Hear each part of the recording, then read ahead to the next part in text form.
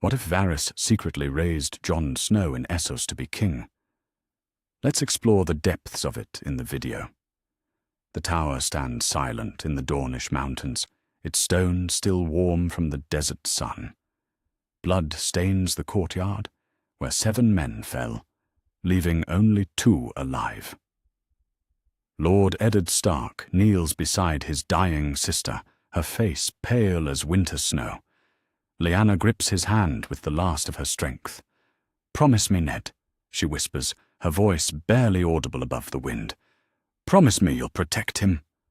Ned looks down at the infant in her arms. The child has dark hair like his own, but there's something else in his features. Something that speaks of dragons and kings. Lyanna's eyes flutter closed for the final time. The Lord of Winterfell is alone with a secret that could shake the 7 kingdoms. Meanwhile, 300 leagues to the north, a different kind of war rages through the streets of King's Landing. The capital burns with the aftermath of Tywin Lannister's brutal sack. Varys moves through the shadows of the Red Keep, his soft slippers making no sound on the stone floors. Ravens arrive hourly with reports from across the realm. Robert Baratheon sits the Iron Throne, but the realm bleeds from a year of war. A small child appears in Varys's chambers, no older than 8 years, one of his little birds, eyes wide with urgency. "Master Spider," the boy whispers, glancing around the room. "Word from the Tower of Joy. Lord Stark lives. He rides north with something precious." Varys leans forward, his pale eyes sharpening. "Something precious?" "A babe, my lord. Born of the wolf's sister before she died." The spymaster's mind races. He has known for months about Lyanna Stark's condition, about her secret marriage to Prince Rhaegar. His network of whispers spans 2 continents, and very little escapes his attention. If the child lives, if Ned Stark truly carries Rhaegar's son, then the game has changed entirely. "How many know of this?" Varys asks. "Only Lord Stark and his companion, Howland Reed. The Kingsguard died defending the tower." Varys nods slowly. Robert Baratheon's hatred for anything Targaryen burns hotter than wildfire. He ordered the deaths of Rhaegar's other children without hesitation. Princess Rhaenys and baby Aegon, both murdered in their beds during the sack. If Robert learns another Targaryen heir lives, the infant won't survive the week. "Ready my fastest ship," Varys says to the boy. "Send word to our friends in Pentos. Tell them to prepare a nursery." The child nods and disappears into the maze of secret passages that honeycomb the Red Keep. Varys moves to his window, watching the smoke rise from the burning city below. The realm has suffered enough under mad kings and violent usurpers. Perhaps it's time for a different kind of ruler. One raised properly, away from the corruptions of Westeros. One who could unite the 7 kingdoms not through fear, but through wisdom earned in the free cities of Essos. Within the fortnight, ravens carry word that Lord Eddard Stark has reached King's Landing. The new hand of the king arrives with dust on his clothes and weariness in his eyes. Varys arranges a private meeting in the Godswood, away from the ears of courtiers and the eyes of spies. Ned stands before the heart tree, its red leaves rustling in the evening breeze. When Varys approaches, the Northern Lord's hand moves instinctively to his sword hilt. "Peace, Lord Stark," Varys says, his voice soft as silk. "I come as a friend." "Friends are rare in this city," Ned replies, his grey eyes hard as steel. "What do you want, Spider?" "To save a child's life." The words hang between them like a blade. Ned's jaw tightens, but he says nothing. Varys steps closer, choosing his words carefully. "I know what you carry, my lord. I know the burden Lyanna placed upon your shoulders. But consider this. Robert's hatred for the dragon's blood runs deeper than the narrow sea. How long before someone whispers the truth? How long before those purple eyes and silver hair become too obvious to hide?" "He's just a babe," Ned says, his voice rough with emotion. "Now yes, But what happens when he grows? When lords begin to see Rhaegar in his face? When Robert looks at him and remembers his beloved Lyanna? Varys pauses, letting the implications settle. You know your king, Lord Stark. His mercy has limits. Ned stares at the heart tree, its carved face seeming to weep red tears. Everything Varys says rings with horrible truth. Robert's rage at the Tower of Joy was terrible to behold. He celebrated when word came of the Targaryen children's deaths, called it justice for Lyanna's murder, though she died in childbirth, not by Rhaegar's hand. What do you propose? Ned asks finally. Let me take him across the narrow sea, to Pentos, where my friends can protect him. Raise him properly, away from the Game of Thrones.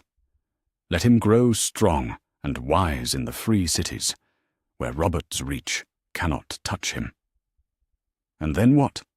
You'd make him a pretender? Another claimant to tear the realm apart? Varys shakes his head. Not a pretender, Lord Stark, a king worthy of the name. One raised to rule justly, not through birthright alone, but through merit earned. The realm needs healing, not more war. Ned looks down at the infant, sleeping in his arms. The boy who should be his nephew, but must be his bastard. The living symbol of his sister's love and his king's hatred. If I agree to this, Ned says slowly, he disappears forever. No claims, no crowns, no wars in his name.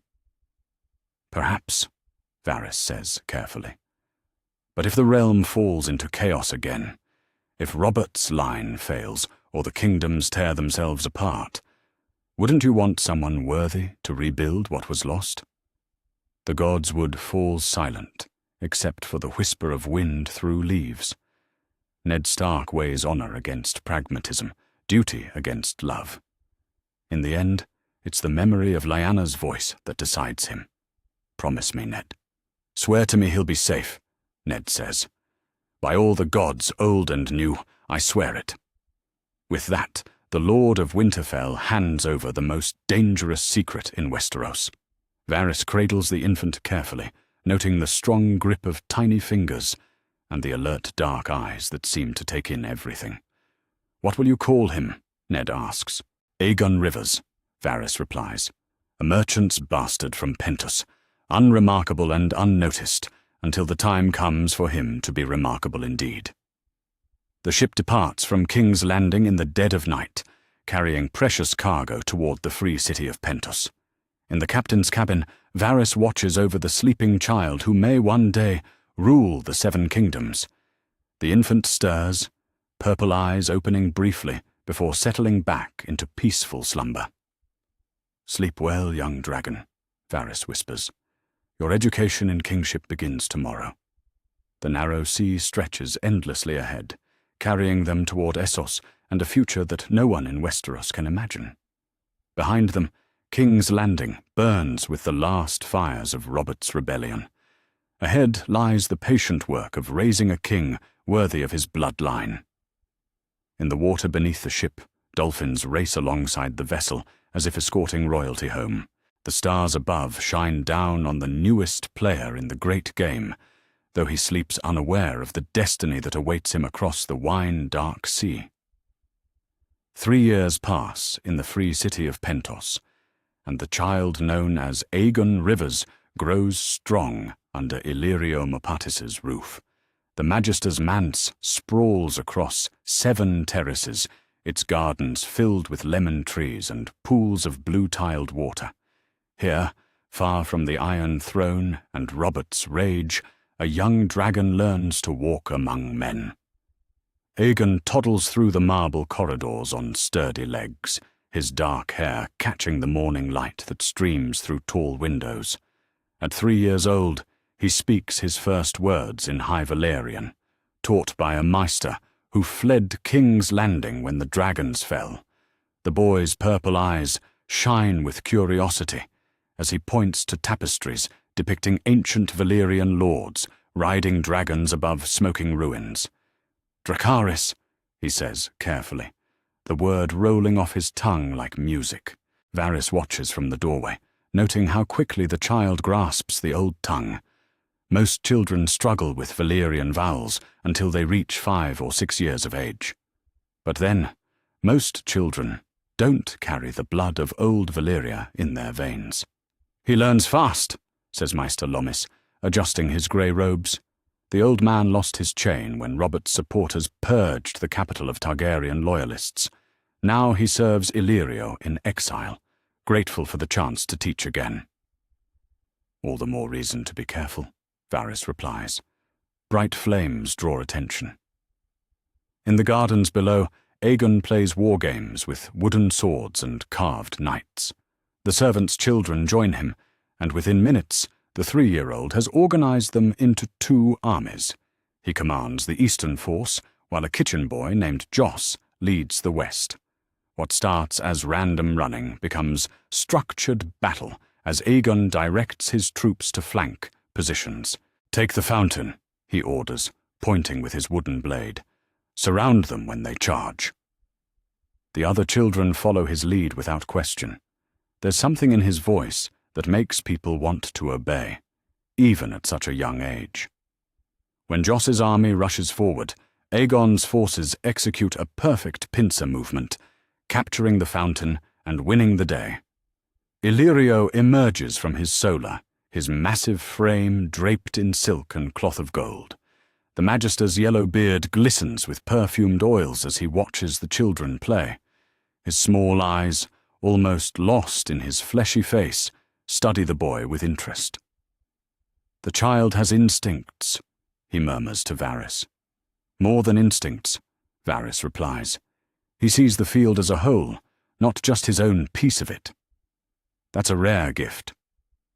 That evening, after the servants have put Aegon to bed, Varys and Illyrio dine on honeyed duck and Dornish red wine. The solar overlooks the harbour, where ships from across the known world rest at anchor. Braavosi galleys share the water with Lyseni, pleasure barges, and Cohoric trading vessels. "How long will you keep this charade?" Illyrio asks, tearing apart a pomegranate with jewelled fingers. The boy grows more Targaryen every day. "As long as necessary," Varys says, sipping his wine. "Robert's crown may look secure, but kingdoms have fallen for less than what festers in King's Landing. The king drinks too much, the queen schemes too openly, and the hand grows weary of southern politics." Illyrio laughs, his belly shaking beneath golden silk. "You speak as if you can see the future, Spider." "I see patterns, my friend, and patterns repeat themselves with tedious regularity." Meanwhile, in another wing of the manse, 2 other children sleep under Pentos's protection. Viserys Targaryen, 11 years old and angry at the world, tosses fitfully in his bed. His sister Daenerys, no older than Aegon himself, sleeps peacefully in the nursery.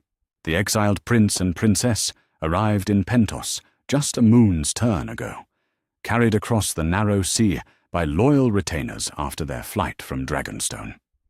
Varys has been careful to keep the children separated. Viserys knows nothing of the bastard merchant's son who lives in the eastern wing.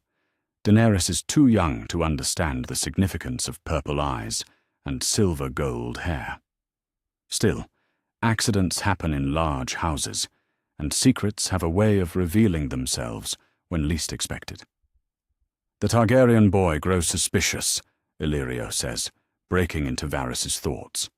"He asks questions about every child in the manse, claims it's his right as a king to know all his subjects." "He's 11 and angry," Varys replies. "Give him lessons in swordplay and Westerosi history. Channel that energy into something useful. And if he discovers our young dragon, then we'll deal with that when it happens. For now, they remain apart." The next morning brings new lessons for Aegon. Maester Lommis spreads maps of Essos across a low table, pointing to cities and kingdoms with a thin finger. "This is Pentos," he says, tapping the coast. "A free city where merchants rule, and slaves are forbidden." Aegon studies the map carefully, his young mind absorbing the information like a sponge. What about there? He points to a cluster of islands off the eastern coast, the Summer Isles. They trade in gold and spices, and their archers are the finest in the world. Could they fight dragons? The question catches the Meister off guard. Children his age usually ask about toys or sweets, not military tactics. But this boy thinks like a general even as he struggles to pronounce complex words. Dragons are gone, child, Lomis says carefully. The last one died more than a century ago. But if they came back? Lomis glances toward the door where Varys often lurks, listening to lessons. If they came back, the world would change. Dragons make kings of ordinary men and reduce castles to ash. After the geography lesson, Aegon practices with wooden swords in the courtyard. His instructor, Sir Jorah Mormont, arrived in Pentos a year ago after fleeing Westeros for selling slaves. The Northern Knight's exile weighs heavily on him, but he needs the coin Illyrio provides. "Keep your guard up," Jorah says, circling the boy with a practice blade. "A sword is only as strong as the man who holds it." Aegon adjusts his stance, learning to balance aggression with defense. For a 3-year-old, his coordination is remarkable. He moves with purpose rather than the clumsy enthusiasm most children show. "Good," Jorah says. "Now attack." The boy comes forward in a rush, his wooden blade aimed at Jorah's midsection. The knight parries easily, but notes the intelligence behind the strike. Aegon probed for weakness rather than simply flailing at his target. "Why do men fight wars?" Aegon asks as they rest between exercises. Jorah considers the question seriously. "For many reasons. Honor, gold, land, women. Sometimes just because their lords tell them to. What's the best reason? To protect what you love." That afternoon, while Aegon naps in his chamber, Varys receives visitors in his private study. 2 merchants from Tyrosh bring news from across the narrow sea. Trade reports, mostly, but woven through with intelligence about Westerosi politics. "Robert grows fat," says the first merchant, a thin man with a blue-dyed beard. "His queen produces no heirs, and whispers say the marriage grows cold." "The hand of the king keeps order," adds his companion. "But Ned Stark looks older than his years. They say the capital weighs heavily on him." Varys files away every detail. The game continues even here in Pentos, and information remains his most valuable currency. When the merchants leave, he climbs to Aegon's nursery and watches the boy sleep. "Your father sits the Iron Throne in name," he whispers to the dreaming child. "But power and right are different things entirely." The setting sun paints the manse in shades of gold and crimson. In the gardens, servants light lanterns that cast dancing shadows on marble walls. Somewhere in the distance, a ship's horn sounds as another vessel enters Pentos harbour. Aegon wakes as darkness falls, padding barefoot to his window. The harbour lights twinkle like fallen stars, and the boy traces patterns in the glass with one small finger.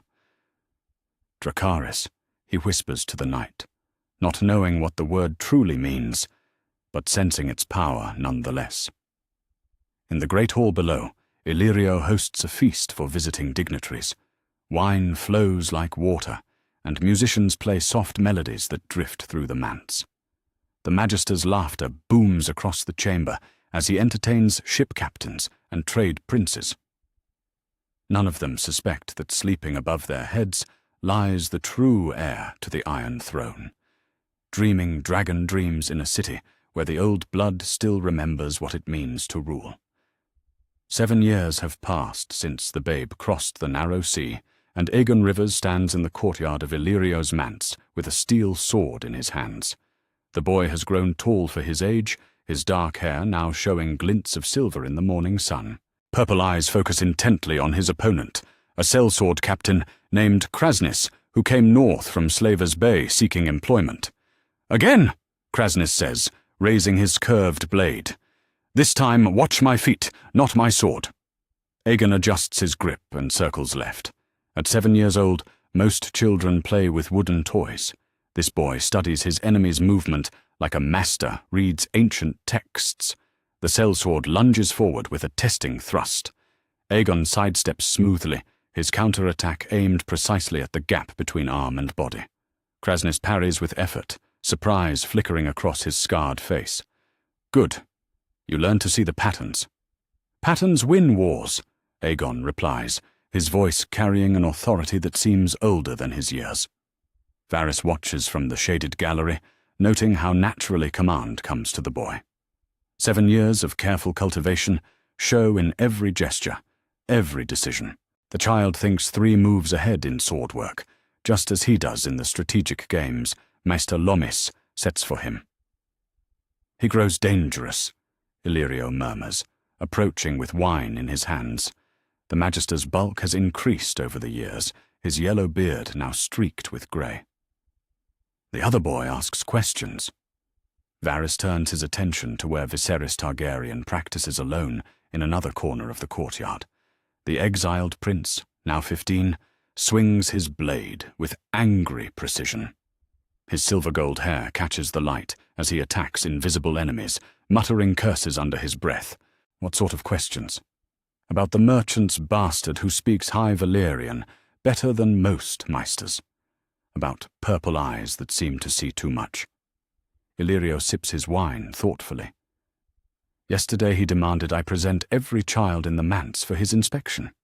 And I told him they were visiting cousins from Tyrosh. He didn't believe me, but he lacks proof. In the courtyard, Aegon concludes his lesson with a formal bow to his instructor. The sellsword captain nods approvingly before departing to seek employment with one of the trading companies. As soon as they're alone, Aegon approaches Varys with questions already forming on his lips. Master Varys, why do the Tyroshi dye their hair such strange colours? To show their wealth and status, Varys replies. In the free cities, appearance matters as much as gold. But what if someone wanted to hide who they really were? Could they change their hair? The question carries weight beyond its simple words. Varys studies the boy carefully, seeing intelligence that cuts too deep for comfort. People change their appearance for many reasons, sometimes to blend in, sometimes to stand out. And sometimes to survive? Yes, child, sometimes to survive. That afternoon brings new lessons in the solar overlooking Pentos Harbour. Maps of Essos spread across the table, marked with trade routes and political boundaries. Aegon traces the coastline with one finger, pausing at the cities Varys has taught him to recognize. Tell me about Tyrosh, Varys says. Free city built on purple dye and banking, Aegon recites. They're skilled with crossbows and cavalry, currently allied with Lys against Maia in the trade wars. And Volantis? The first daughter of Valeria. They still practice slavery and claim to be the heirs of the freehold. Their triarchs rule through the tiger and elephant parties. Varys nods approvingly. The boy absorbs political information like a sponge, understanding not just facts, but their implications. What do you know of slavery? Aegon's expression darkens. Last week they witnessed a slave auction in the lower city when a trading galley arrived from Slavers Bay. The sight of men, women, and children sold like cattle disturbed the boy deeply. It's wrong, he says simply. People aren't property. Many in Essos would disagree. Slavery built the wealth of Volantis, New Gis, and Slavers Bay. Without it, their economies would collapse. Then their economies deserve to collapse. The conviction in the boy's voice reminds Varys why he chose this path. Here stands a future king who judges right and wrong by his own moral compass, not by what's profitable or convenient. There's someone I want you to meet, Varys says. Pack clothes for a journey. We leave for Tyrosh tomorrow. The ship that carries them across the narrow sea flies Pentoshi colors, but its crew speaks a dozen different languages. Aegon stands at the bow, watching dolphins race alongside their vessel. The sea spray dampens his hair, making the silver streaks more visible in the afternoon light. Why are we really going to Tyrosh? He asks Varys. To continue your education. There are teachers there who can't be found in Pentos. What kind of teachers? The kind who understand what it means to lose everything and build it back again. Tirosh rises from the sea like a crown of coloured spires. Its towers dyed in shades of purple, green and gold. The harbour bustles with activity as merchants unload spices from the summer isles and silks from distant Yitai. Aegon takes in everything with eyes that miss no detail. They're met at the docks by a knight whose bearing suggests nobility despite his exile. Sir Gerald Hightower cuts an imposing figure even in simple leather and wool. The former Lord Commander of the Kingsguard fled Westeros after Robert's victory, finding refuge among other displaced loyalists. "So this is the boy," Gerald says, studying Aegon with experienced eyes. "He looks like a fighter." "He looks like trouble," adds another voice. Sir Oswell. Went emerges from the crowd, his dark beard streaked with grey. The former Kingsguard knight carries himself with the same proud bearing that once protected kings. "I prefer to think of it as potential," Varys says smoothly. Over the following weeks, Aegon trains under the guidance of men who once served dragons. They teach him not just swordplay, but the art of command. How to read men's faces for signs of loyalty or betrayal. How to inspire followers and punish enemies. How to be a king. "A crown doesn't make a ruler," Sir Gerald says during one lesson. "It's what a man does with power that defines him." "What if he doesn't want power?" Aegon asks. "Then he's probably the right person to have it." In the evenings, Aegon studies languages with a Lyseni scholar who fled her city's latest purge. High Valyrian comes as naturally to him as breathing. Dothraki proves more challenging, its harsh consonants requiring practice until his tongue learns their rhythm. "Anha Zilakyera," he says carefully. "Good," the scholar replies. "Your accent improves. Soon you'll speak like a true rider of the grass sea." "Why do I need to know Dothraki?"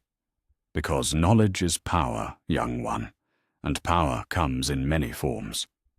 Meanwhile, ravens carry messages between Tirosh and Pentos with increasing frequency. Varys's network in Westeros reports troubling news. Robert's reign grows unstable as his drinking increases and Queen Cersei's influence spreads.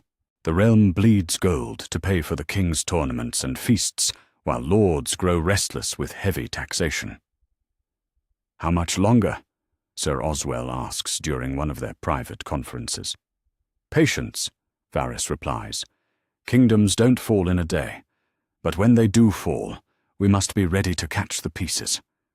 And if the boy refuses his destiny, then we've raised an excellent merchant son who speaks 5 languages and wields a sword like a master." But watching Aegon drill with experienced knights, seeing how naturally he takes to leadership and strategy, Varys doubts the boy will choose a simple life. Dragons may sleep, but they never forget how to fly. One evening, as purple clouds gather over Tirosh's harbour, Aegon sits with Varys on a balcony overlooking the city. The boy has grown during their time here, both in skill and understanding. His questions probe deeper now, seeking truth behind comfortable lies. "The other Targaryens in Pentos," he says carefully. "Are they really my cousins?" Varys considers his answer. "What do you think?" "I think you brought me here to keep me away from them. I think there's more to my parentage than you've told me." Aegon pauses, purple eyes reflecting the sunset. "I think I'm not really a Rivers bastard at all." "And what does your heart tell you?" "That I need to be ready for something important. Something that might change the world." Varys smiles, recognizing the moment when a student becomes ready for larger truths. "Tomorrow we return to Pentos. Your real education begins then."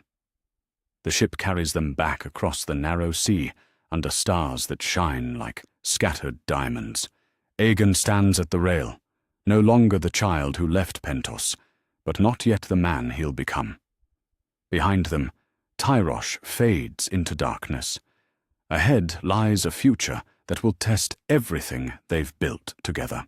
"Master Varys," Aegon says, as they approach Pentos Harbor.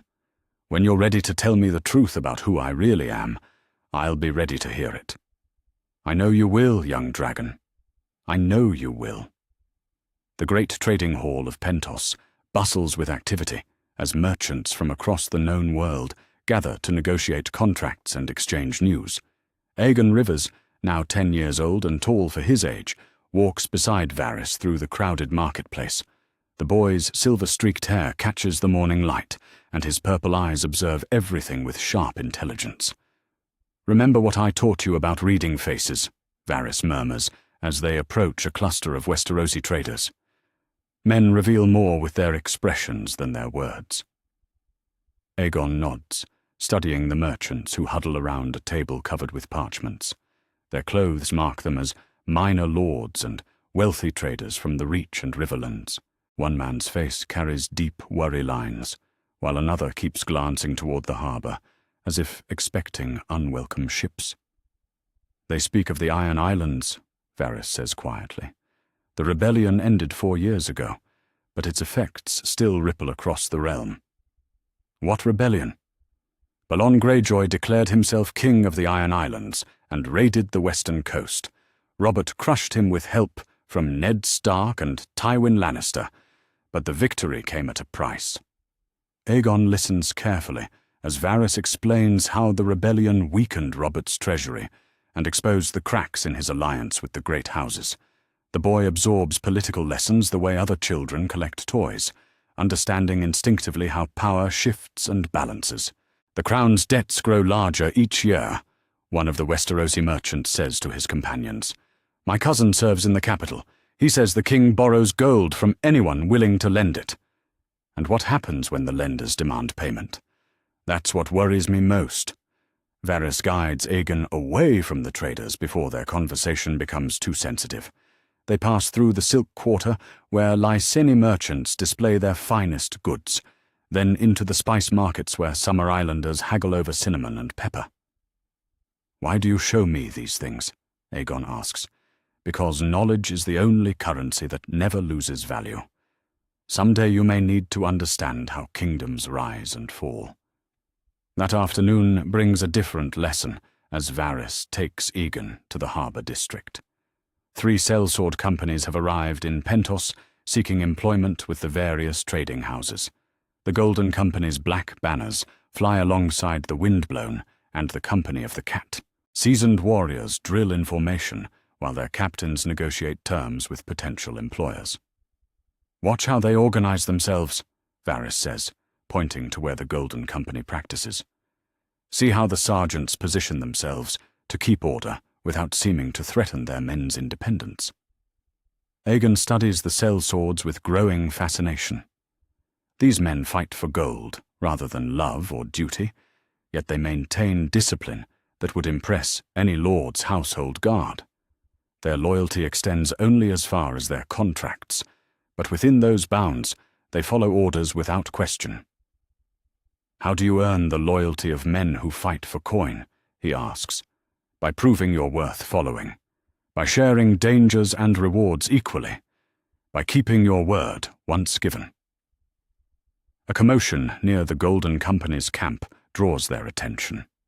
2 men argue loudly over the division of plunder from their last campaign. Other sellswords gather in a circle, some placing bets on whether words will turn to steel. "Break it up," calls a sergeant, stepping between the disputants. "Save your anger for the enemy." "He took more than his share," one man protests. "Then petition the captain. But not here. Not now." The tension diffuses as quickly as it arose. Aegon watches how the sergeant handles the situation without violence or harsh punishment. Leadership through example rather than force. "Good officers know when to push and when to yield," Varys observes. "A lesson many kings never learn." Meanwhile, in another quarter of the manse, Daenerys Targaryen plays with her dolls in the nursery while her brother paces the gardens like a caged wolf. Viserys has grown tall and lean over the years, his silver-gold hair falling to his shoulders. At 18, the exiled prince's patience wears thin with each passing season. "How much longer must we endure this?" he demands of Illyrio during their evening meal. "I am the rightful king of Westeros, not some merchant's pensioner." "Patience, your grace," Illyrio replies, cutting into his roasted capon. "The right opportunity will present itself." "Opportunity?" Viserys's violet eyes flash with anger. "I've waited 10 years while that usurper grows fat on my throne. My sister barely remembers our true home, and still you counsel patience." Illyrio exchanges a meaningful look with Varys across the table. They've discussed this problem many times in private. Viserys grows more unstable with each year of exile, his sense of entitlement hardening into dangerous delusion. "There are whispers," Varys says carefully, "of unrest in the 7 kingdoms. The crown's debts mount while the king's appetites grow larger. Then now is the time to strike. With what army? What allies? What gold?" Varys's voice remains gentle but firm. "Wars aren't won by righteous anger alone." That night, while Viserys sulks in his chambers, Varys ensures that Aegon remains safely in the eastern wing of the manse. The boy studies maps by candlelight, tracing trade routes and political boundaries with practiced fingers. His education has expanded far beyond swordplay and languages to include economics, diplomacy, and military strategy. "The free cities maintain their independence through careful balance," he recites to himself, reviewing lessons Maester Lomis has drilled into him. "Pentos fears Bravos, Bravos watches Pentos, and both eye the other cities for signs of weakness." A soft knock interrupts his studies. Varys enters with wine and honeyed cakes, settling into a chair across from the boy's desk. "What troubles you?" Varys asks, noting the furrow in Aegon's brow. "The Targaryen prince. I've seen him watching me during meals.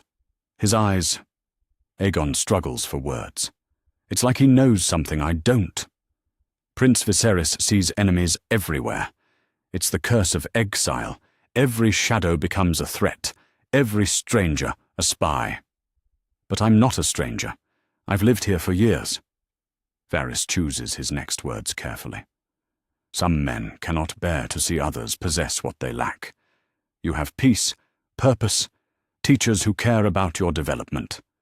He has only his memories of lost glory and dreams of vengeance."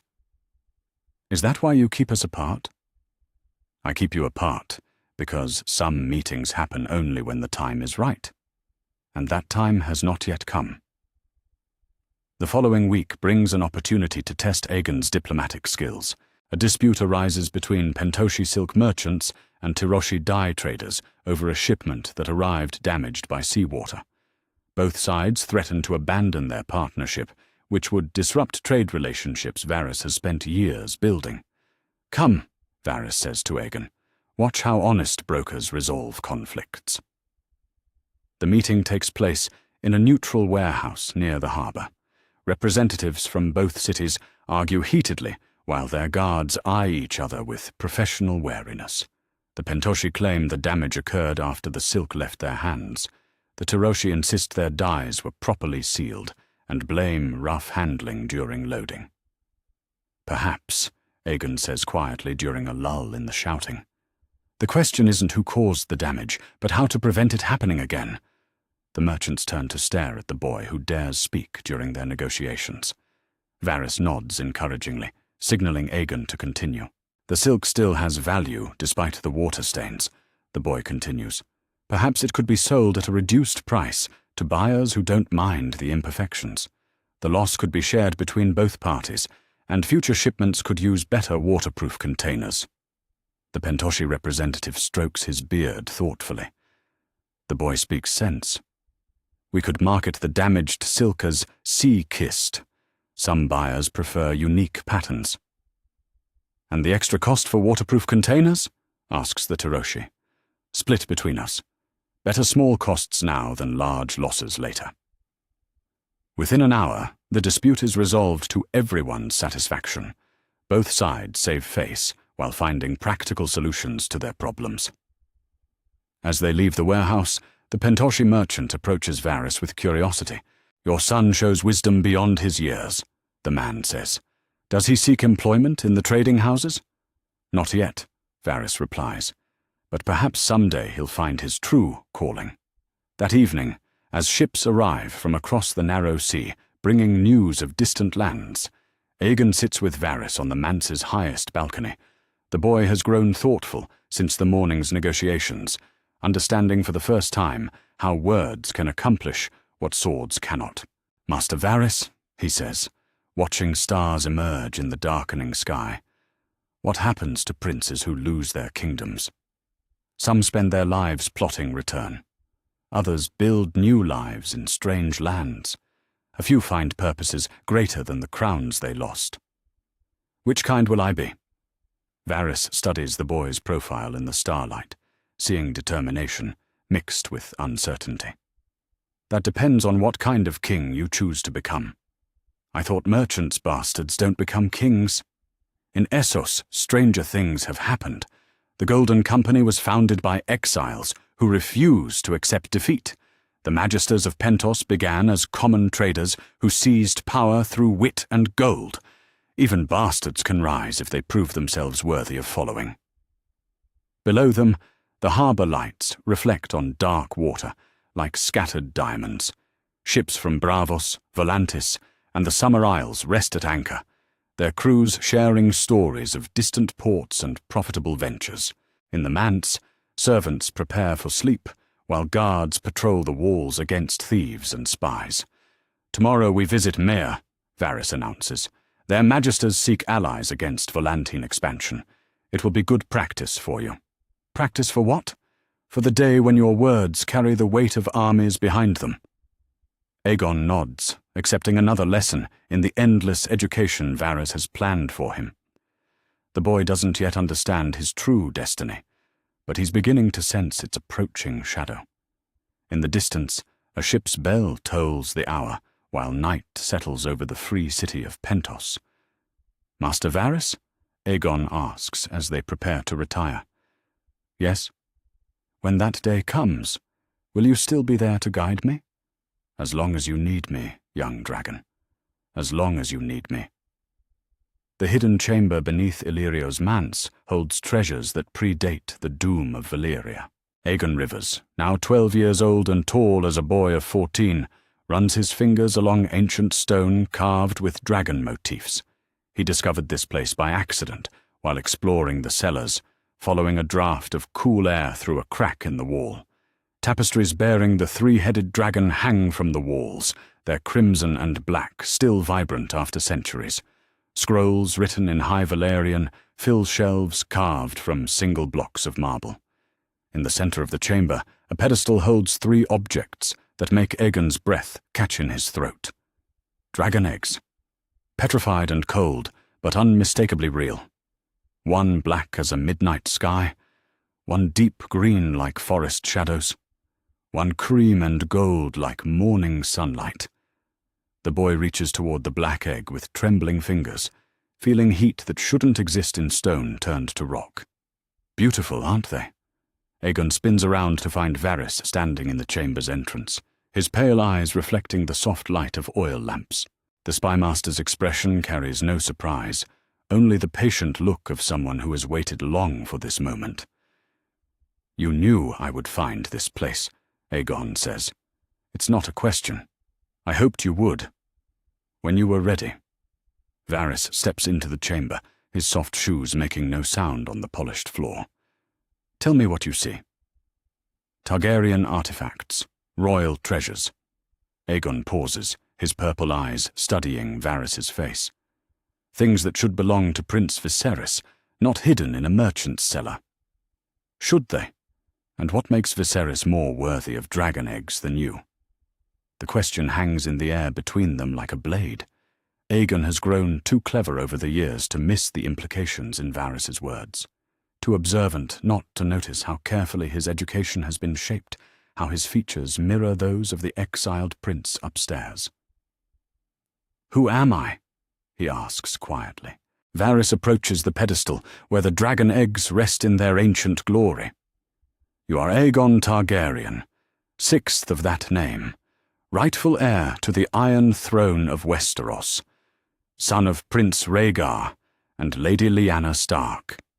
The prince that was promised, hidden away until the realm has need of a true king. The words hit like physical blows. Aegon staggers backward, his mind reeling as 12 years of careful lies crumble around him. Images flash through his memory. Ned Stark's grey eyes, full of pain when he handed over an infant. Varys's careful lessons in kingship disguised as merchant training, the way people defer to him without quite knowing why. "No," he breathes. "That's impossible. Prince Rhaegar's son died in King's Landing. Everyone knows the story. Everyone knows the lie that kept you alive." Varys's voice remains gentle but firm. "Another child died, wearing your name while Lord Stark carried you to safety. The boy who should have been raised as heir to Winterfell instead found refuge in Essos, where he could learn to be worthy of a crown. Ned Stark isn't my father? Your uncle, your mother's brother, who loved her enough to sacrifice his honor protecting her son." Varys pauses, allowing the revelation to settle. "The man who sits the Iron Throne murdered your father, and would have killed you without hesitation. Ned Stark saved your life by claiming you as his bastard." Aegon sinks onto a stone bench, overwhelmed by the magnitude of what he's learning. Everything he thought he knew about himself has been stripped away in moments. The merchant's bastard Aegon Rivers never existed. In his place stands a prince with a claim to the 7 kingdoms. "Why tell me now?" he asks. "Because you're old enough to understand the weight of truth. Because the realm grows more unstable with each passing year. Because a king in exile must know who he truly is before he can claim what belongs to him. I never asked to be a king. Neither did many great rulers. Robert Baratheon wanted to be king, and look what he's made of the 7 kingdoms. Debts mounting, lords growing restless, the crown's authority weakening with every feast and tournament." Varys settles beside Aegon on the bench, his expression thoughtful. "I've spent 12 years preparing you for this moment, not just teaching you to fight or speak languages, but showing you how to lead, how to inspire loyalty without demanding it, how to see beyond your own desires to what the realm truly needs." And what does the realm need? A king who rules for his people, not himself. One who understands that power is a tool for protecting the innocent, not indulging personal ambitions. One raised to see enemies as potential allies and problems as opportunities for justice. Aegon stares at the dragon eggs, their ancient surfaces seeming to pulse with inner fire. The other Targaryens, Viserys and Daenerys, what of their claims? Viserys has the rage of his father without any of Rhaegar's nobility. He sees the Iron Throne as his by right, regardless of his fitness to rule. Daenerys is young yet, shaped by her brother's bitterness and dreams of conquest. So I'm meant to be their rival? You're meant to be better than them, to prove that birth alone doesn't make a king, but what a man does with the power given to him. That evening, Varys arranges a secret meeting in the chamber beneath the manse. 3 men arrive separately, their faces marked by years of exile and loss. Sir Gerald Hightower comes first, followed by a grizzled maester named Qyburn, who fled Old Town's conclave. The third visitor surprises Aegon, Sir Jorah Mormont, the Northern Knight who taught him sword work years ago. "You know?" Aegon asks Jorah. "I've suspected since you were 7 years old. The way you think, the way you lead. Northern lords learn to recognize royalty when they see it." The men gather around the pedestal as Varys formally introduces Aegon by his true name and heritage. Sir Gerald kneels without hesitation, his weathered hands resting on the pommel of his sword. "Your Grace," he says simply. The words carry weight that settles on Aegon's shoulders like a cloak of iron. He's no longer a merchant's bastard, playing at being important. These men see a king, and their deference demands he become worthy of it. "Rise, sir, all of you." Aegon's voice carries new authority, shaped by 12 years of training. "If I'm to be a king, I'll have advisers who speak freely, not subjects who grovel." Maester Qyburn spreads fresh parchments across a side table, covered with intelligence from across the narrow sea. Ravens have brought news from Westeros that makes sobering reading. Robert's health declines, Qyburn reports. Too much wine, too much food, too many years of indulgence. The Queen grows more influential as the King grows weaker. What of the Hand? Varys asks. Ned Stark remains loyal, but he grows weary of southern politics. His letters speak often of returning to Winterfell. Aegon studies the reports with growing understanding. The man who saved his life, who sacrificed his honor to protect a nephew, bears the weight of governing a realm in Robert's name. He has children now? 5. Robb, Sansa, Arya, Bran, and little Rickon. The boys show promise as fighters, the girls as diplomats. The news creates unexpected pain in Aegon's chest. These are his cousins, children he'll never know. Ned Stark has built a family, while his supposed bastard lives in exile, trained for a destiny that may tear them apart.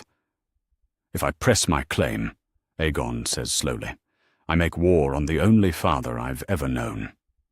You make war on the usurper who sits your throne, Sir Gerald corrects.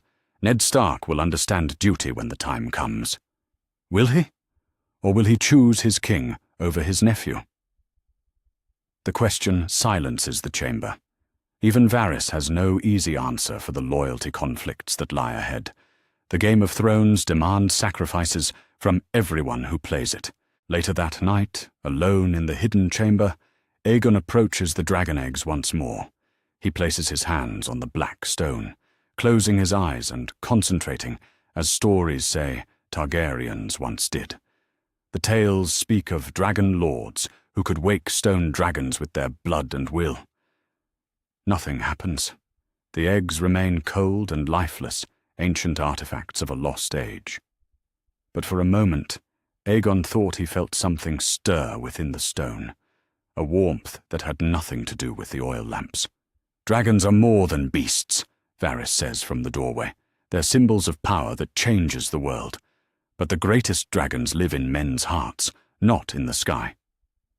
I felt something, Aegon admits. Perhaps you felt the weight of your destiny settling into place. Varys joins him beside the pedestal. These eggs came from Dragonstone before the doom. They've waited 3 centuries for the right hands to wake them. What if I'm not the right person? What if I fail? Then you'll fail as a king trying to do good, which is better than succeeding as a king who does evil. But I don't think you'll fail. 12 years have taught me that dragons, once awakened, rarely disappoint. Outside the chamber, Pentos sleeps under stars that have watched kings rise and fall for millennia. In the harbour, ships carry goods and news between Essos and Westeros, weaving threads of connection across the narrow sea. The Game of Thrones continues, but tonight it has a new player. A young king who understands the price of power and the weight of crowns.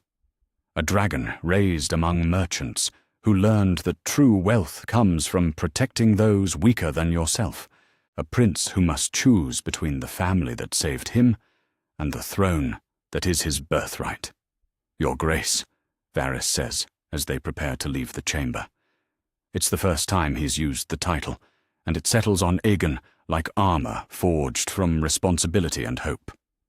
The boy who was Aegon Rivers died tonight. In his place stands Aegon Targaryen, 6th of his name, rightful king of the 7 kingdoms. What happens now? He asks. Now your real education begins, and the realm begins to change, whether it knows it or not. The dragon eggs rest silent on their pedestal as oil lamps burn low. Tomorrow will bring new lessons in kingship, new preparations for a destiny that grows closer with each passing day. Tonight, a prince has awakened to his birthright. The Game of Thrones has a new player, and he was raised to win it the right way. The morning sun casts long shadows across Illyrio's courtyard as Aegon Targaryen, now 13, and bearing the lean build of a seasoned fighter, practices forms with his Valyrian steel blade. The weapon came as a gift from Varys, forged in Qohor by smiths who still remember the old ways. Its edge gleams like silver fire as Aegon moves through the dance of swords.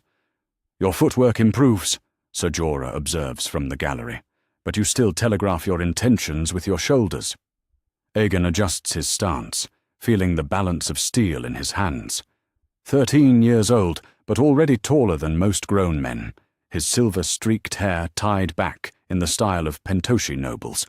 The disguise that once protected him grows harder to maintain as his Targaryen features sharpen with age. "Again," he says, raising his blade to face a training dummy. The clash of steel on wood echoes across the manse as servants go about their morning duties.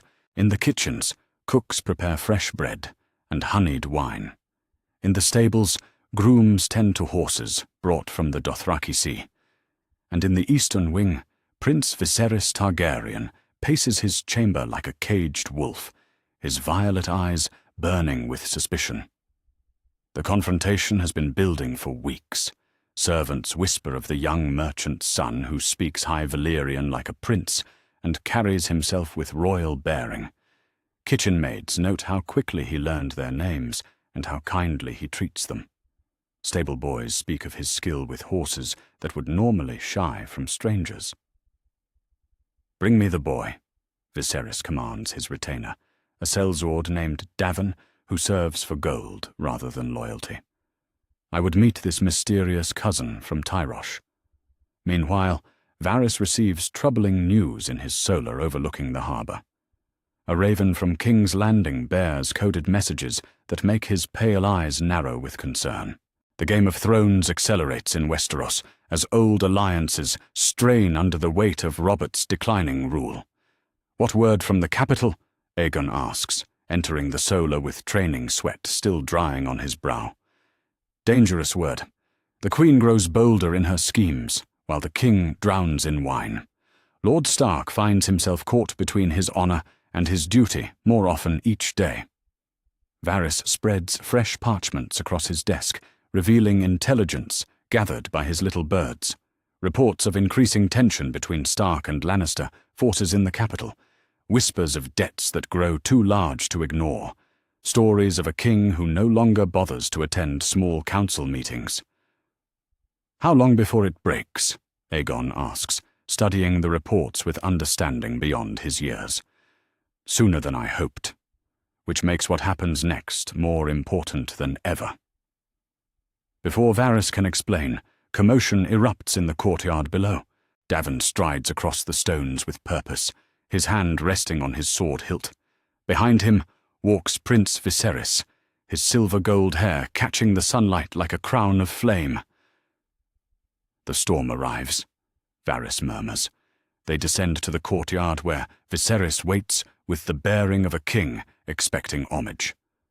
At 21, the exiled prince has grown tall and sharp-featured, his violet eyes holding the mad intensity that marked his father. When he sees Aegon approach, those eyes widen with recognition and fury. "So," Viserys says, his voice carrying across the courtyard like a blade drawn from its sheath. "The merchant's bastard who dares carry the look of dragons." Aegon meets his gaze without flinching. "Prince Viserys, your reputation precedes you." "Does it? And what reputation is that?" "A man who believes birthright matters more than character." The insult strikes home. Viserys' face flushes red as his hand moves to his sword. Around the courtyard, servants and guards tense, sensing violence in the air like a coming storm. "You dare mock your betters!" "I mock no one. But I won't bow to madness wearing a crown." "Madness!" Viserys draws his blade, its steel singing as it clears the scabbard. "I am the blood of the dragon, heir to the Iron Throne. You're nothing but a merchant's whelp who forgot his place." "Then prove it," Aegon replies, drawing his own sword with fluid grace. "Show me what dragon's blood can do." The duel begins without formal announcement. Viserys attacks with the fury of wounded pride, his blade seeking to end the confrontation quickly. But Aegon has trained under masters who fought in Robert's rebellion, knights who survived the bloodiest battles of a generation. He parries Viserys' opening thrust and counters with a riposte aimed at the prince's shoulder. Viserys barely deflects the strike, his eyes widening as he realizes his opponent's skill exceeds his expectations. "Impossible," he snarls, pressing forward with renewed aggression. Aegon gives ground deliberately, studying his opponent's patterns. Viserys fights with raw talent, but no discipline, his anger making him predictable. The prince relies on speed and aggression to overwhelm enemies, but against a trained swordsman, fury alone proves insufficient. "You fight like your father," Aegon says, dodging a wild swing. "All passion, no thought." "My father was a king. Your father was mad." The words hit harder than any sword stroke. Viserys staggers backward, his face twisting with rage and pain. In that moment of emotional vulnerability, Aegon strikes, not with his blade, but with truth that cuts deeper than steel. "I know what you are," Aegon continues, his sword steady and threatening. "A broken prince clinging to dreams of glory. You speak of birthright while learning nothing of leadership. You demand loyalty while inspiring only fear." "And what are you?" Viserys demands, lowering his sword. "Someone who was raised to be worthy of a crown." The revelation hangs in the air between them like smoke from dragonfire. Viserys stares at Aegon with growing understanding, seeing past the disguise to the royal bearing beneath. The silver in his hair, the purple of his eyes, the way he carries himself like a king despite his youth. "Impossible," Viserys whispers. "Your Grace," Varys says, approaching with careful steps. "Perhaps we should discuss this matter privately." "No." Aegon sheathes his sword, decision made. No more secrets, no more lies. If he wants the truth, he can have it. The courtyard falls silent as servants and guards witness history in the making. Two dragons face each other in the place of exile, one raised in bitter fury, the other trained for justice. "I am Aegon Targaryen," Aegon declares, his voice carrying to every corner of the manse. "Son of Prince Rhaegar and Lady Lyanna Stark, the heir who was thought dead, raised in secret to reclaim what was stolen." Viserys staggers as if struck. "The heir who died in King's Landing? But that's impossible. I saw the bodies." "You saw what Robert needed you to see. Another child died wearing my name while I escaped across the narrow sea. Then you're—" Viserys struggles with implications that reshape everything he believed. "You're the rightful king. By birth, perhaps. By training and character, I hope to be." That evening brings a tense dinner in Illyrio's great hall. Viserys sits in brooding silence, while Aegon explains his history to a gathering of supporters and skeptics. Ser Jorah nods approvingly, as his young king demonstrates the wisdom learned through years of careful education. "The realm needs healing," Aegon says to the assembled company.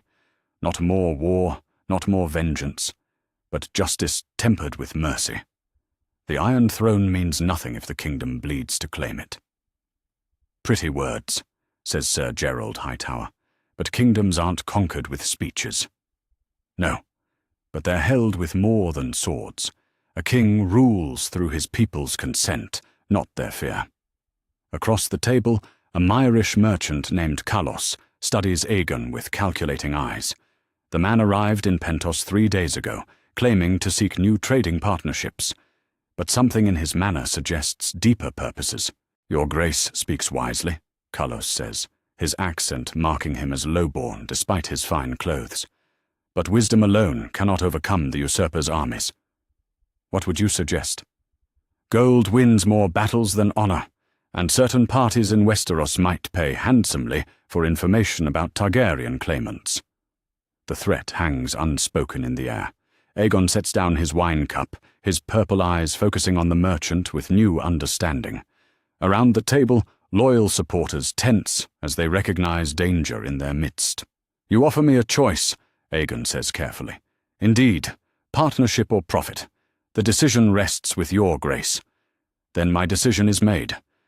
Aegon rises from his chair with fluid grace, his hand not moving toward his sword. Instead, he walks around the table to where Kolos sits, his manner suggesting friendly conversation rather than confrontation. "Tell me," Aegon says, placing his hand on the merchant's shoulder. "How much did Robert's agents offer for my location?" Kolos's face goes pale. "Your Grace, I meant no—" "How much?" 1,000 golden dragons." "Impressive. For that price, you'd sell a king to his enemies." Aegon's grip tightens slightly. "What would you charge to betray your own mother?" "Please, Your Grace, I have a family. So did the children Robert killed in King's Landing." Aegon's voice carries quiet menace that chills the room. "So did the people who died because of information sold to the highest bidder." The assembled company watches as their young king faces his first test of justice. Ser Jorah's hand rests on his sword hilt, ready to act on command. Viserys observes with interest, curious how his rival will handle betrayal. "You came here under false pretenses," Aegon continues, "ate our food, drank our wine, and planned to sell us to our enemies. What justice does that deserve?" "Mercy, Your Grace. I beg your mercy." "Mercy." Aegon considers the word carefully. "Yes, I think mercy is appropriate." He releases his grip on Kolos's shoulder and steps backward. "You leave Pentos tonight. Take only what you came with. If I ever see your face again, or hear of your presence in any city where my allies dwell, your death will be neither quick nor merciful." "Your Grace is most generous." "I'm not finished." Aegon's voice cuts through the merchant's gratitude like a blade. "You'll carry a message to whoever pays you. Tell them that Aegon Targaryen knows their game and chooses his own moves. Tell them that justice delayed is not justice denied." Within the hour, Kalos flees Pentos like a man chased by demons. His ship departs under cover of darkness, carrying news that will eventually reach King's Landing through channels Varys cannot intercept. "You showed him mercy," Viserys observes as they watch the ship disappear into night. "I showed him justice. Mercy was letting him live to learn from his mistakes. And if he returns with an army, then we'll be ready for them." Aegon turns from the harbour toward the manse, where loyal supporters wait for orders. "A king protects his people, brother, even from other kings." The words hang in the salt air as two dragons stand side by side for the first time in 13 years. Neither fully trusts the other, but both understand that their fates intertwine like threads in a tapestry. The Game of Thrones has become more complex, with new players and changing rules. In the harbour, ships from distant ports arrive and depart like pieces moving across a board. Each vessel carries news that shapes the future, gold that buys loyalty, and passengers whose choices determine the fate of kingdoms. The young king of merchants and sellswords has passed his first test of leadership, but greater challenges approach across the narrow sea, carried on ships that fly banners of wolves and lions rather than dragons. The game accelerates, and Aegon Targaryen must learn to play it before it plays him. The war camp of the Golden Company spreads across the hills outside Tyrosh, like a city of black banners and shining steel. 10,000 seasoned sellswords drill in formation, while their captains plan campaigns that could reshape the balance of power across Essos. At 14, Aegon Targaryen walks among these professional soldiers not as a curiosity, but as their commander.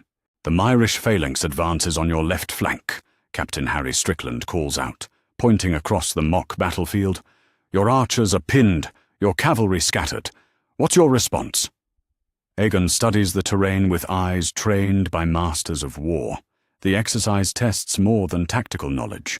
It demands the kind of split-second decision-making that separates living generals from dead heroes. Around him, Golden Company sergeants watch with professional interest as their young leader weighs options. "Signal the reserve cohort to swing wide right," Aegon commands, his voice carrying across the field. "The phalanx can't wheel fast enough to meet them. Once they engage, the archers can reposition and take the spears in the flank. Horns sound across the hillsides as companies execute the maneuver. Within minutes, the mock Myrish force finds itself surrounded and overwhelmed. Strickland nods approvingly as flags signal the exercise's end. Good. But you hesitated before committing the reserves. In real battle, that pause could cost lives. In real battle, those lives matter more than victory, Aegon replies. A king who spends his men like coins soon finds himself ruling an empty throne. The response draws thoughtful looks from veteran sellswords who've served under commanders with less wisdom. These men fight for gold, but they respect leaders who value their lives above easy glory. Meanwhile, ravens carry disturbing news from across the narrow sea. Varys receives reports in his private solar, his pale eyes scanning intelligence that grows more urgent by the day. The Game of Thrones accelerates in Westeros as old certainties crumble beneath the weight of accumulated grievances. Robert grows sicker, Varys tells Aegon during their evening briefing. Not just from wine, though that plays its part. The realm bleeds gold while the king's health fails. Queen Cersei's influence expands as her husband weakens. How long does he have? Months, perhaps a year if the gods are cruel. But the real question isn't when Robert dies. It's what happens to the succession. Aegon studies the latest reports spread across Varys's desk like pieces of a vast puzzle. Intelligence from King's Landing paints a picture of a court divided between competing factions. The Queen's children, the King's brothers, ambitious lords positioning themselves for advantage when the crown falls vacant. The realm will tear itself apart, Aegon observes, unless someone with a better claim steps forward to prevent it. Is that what you want? For me to claim the throne as Robert dies? Varys sets down his wine cup, considering his answer carefully. I want you ready when the moment comes. Whether that's next year or next decade depends on forces beyond our control. The next morning brings practical lessons in command as Aegon leads a cohort of Golden Company cavalry to resolve a trade dispute between Tyrosh and Lys. Both cities claim exclusive rights to a lucrative amber route, and their armed merchants threaten to turn commercial rivalry into open warfare. Remember, Ser Jorah advises, as they ride toward the disputed caravan route, sellswords respect strength but follow wisdom. Show them both. The confrontation takes place at a crossroads where merchant caravans traditionally paid tolls to both cities. Now Tyroshi guards face Lyseni soldiers across 50 yards of dusty ground, while nervous traders huddle between them, with goods worth a fortune in the wrong hands. Aegon approaches the Tyroshi captain, a grizzled veteran named Marco, whose scars speak of decades in the merchant wars. Captain, I'm told you have a problem that gold alone won't solve. Prince Aegon. Marco's bow carries just enough respect to avoid insult. The Lyseni dogs claim our traditional roots. They demand tribute from caravans that have paid Tyrosh for generations. And their position? That the trade agreements changed when their Archon bought exclusive rights from the Triarchs of Volantis. Across the road, the Lyseni forces adopt defensive positions behind merchant wagons. Their captain, a woman named Talia, watches the Golden Company cavalry with calculating eyes. She knows sellswords well enough to recognize quality when she sees it. This could turn bloody fast, Ser Jorah observes quietly. Then we make sure it doesn't. Aegon rides slowly toward the center of the disputed ground, making himself visible to both forces. The gesture speaks of confidence and authority, a young commander willing to risk himself to prevent unnecessary bloodshed. I propose a contest, he announces, his voice carrying across the crossroads. Single combat between champions. Winner's city gains exclusive rights to the route for 1 year, after which we renegotiate based on changed circumstances. And if we refuse, Talea calls back, then the Golden Company escorts all caravans through this route at triple the usual toll, keeping the profits until you resolve your differences peacefully. The threat of professional sellswords controlling their most lucrative trade route focuses both sides wonderfully. Within minutes, champions step forward to settle the matter with steel rather than armies. The duel lasts less than 5 minutes. The Tiroshi fighter, younger and more aggressive, overwhelms his opponent with a flurry of attacks that leave the Lyseni champion yielding on his knees. Honor satisfied, both forces withdraw without the bloodshed that seemed inevitable an hour earlier. "Neatly done," Strickland comments as they ride back toward camp, though I wonder how long before they're fighting over something else. "Long enough for trade to flow and taxes to be collected," Aegon replies. Sometimes that's all a ruler can accomplish. That evening brings more significant news as Varys receives coded messages from his network spanning 2 continents. The intelligence proves more disturbing than Robert's declining health or the succession crisis brewing in Westeros. "Illyrio has arranged a marriage," Varys announces without preamble. "Daenerys Targaryen to Khal Drogo of the Dothraki." The words hit like a physical blow. Aegon sets down his wine cup with careful control, understanding immediately what this development means. When? Within the moon's turn. Viserys grows desperate for an army, and 40,000 screamers follow the great Khal.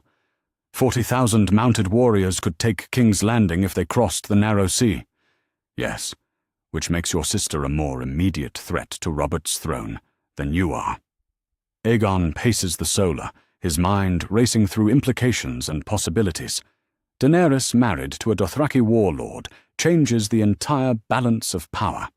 If she produces dragons as the prophecies suggest, if she conquers cities and builds an army, she becomes the Targaryen restoration the realm expects. What does this mean for our plans? It means we accelerate our timeline whether we're ready or not. Once Daenerys crosses the narrow sea with dragons and Dothraki, your claim becomes secondary to hers in the eyes of most Targaryen loyalists. Unless I prove myself first. Unless you prove yourself worthy of following, regardless of birth order. Over the following weeks, Aegon throws himself into preparations that transform from theoretical exercises to practical planning.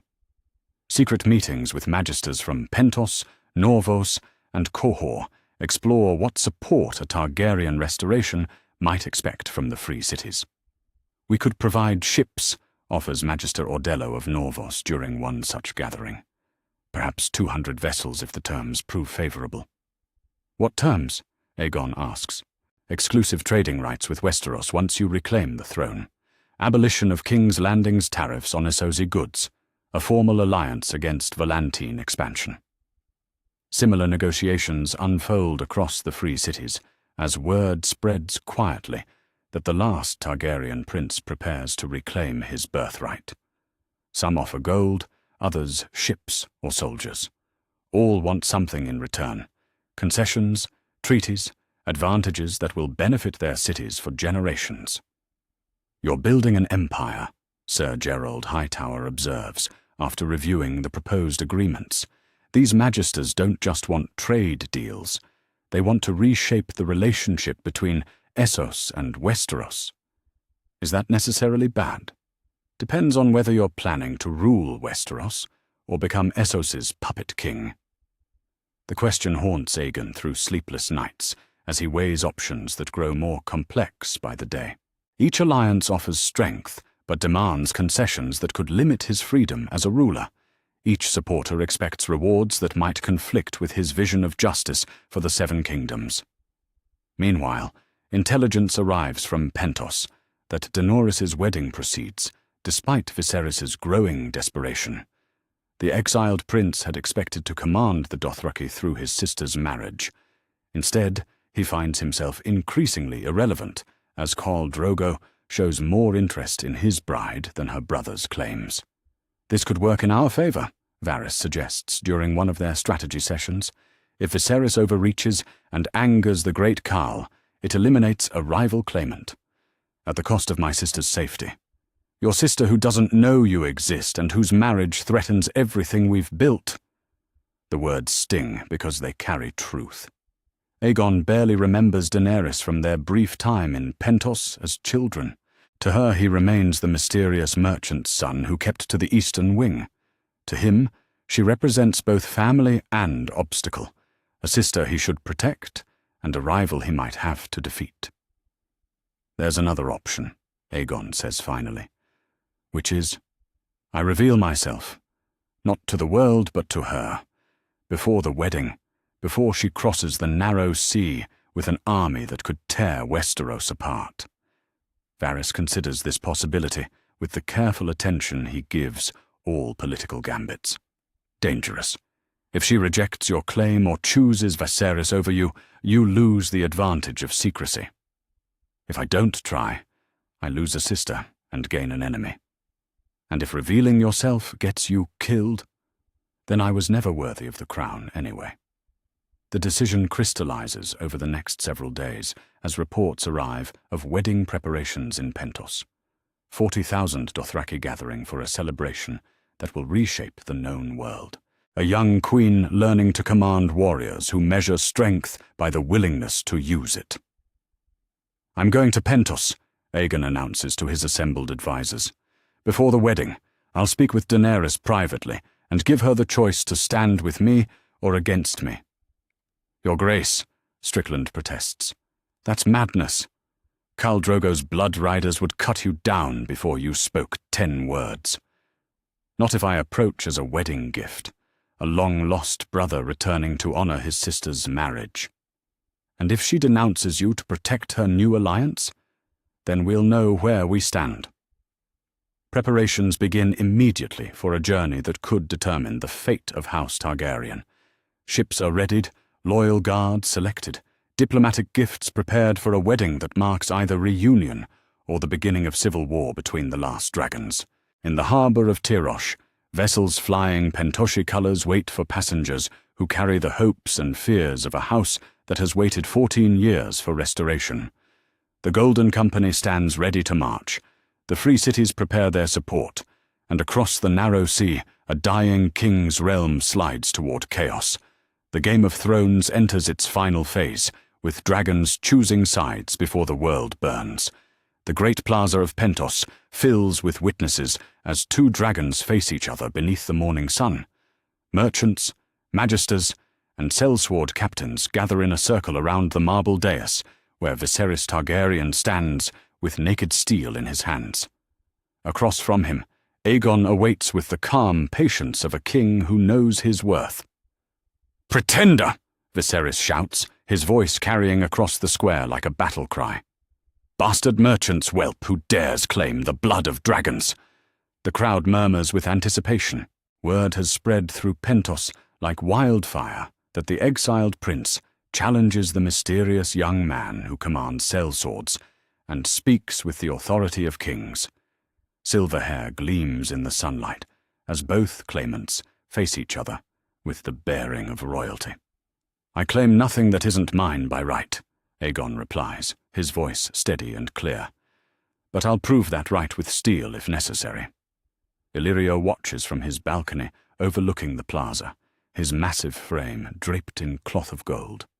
Beside him, Varys observes the confrontation with pale eyes that miss no detail.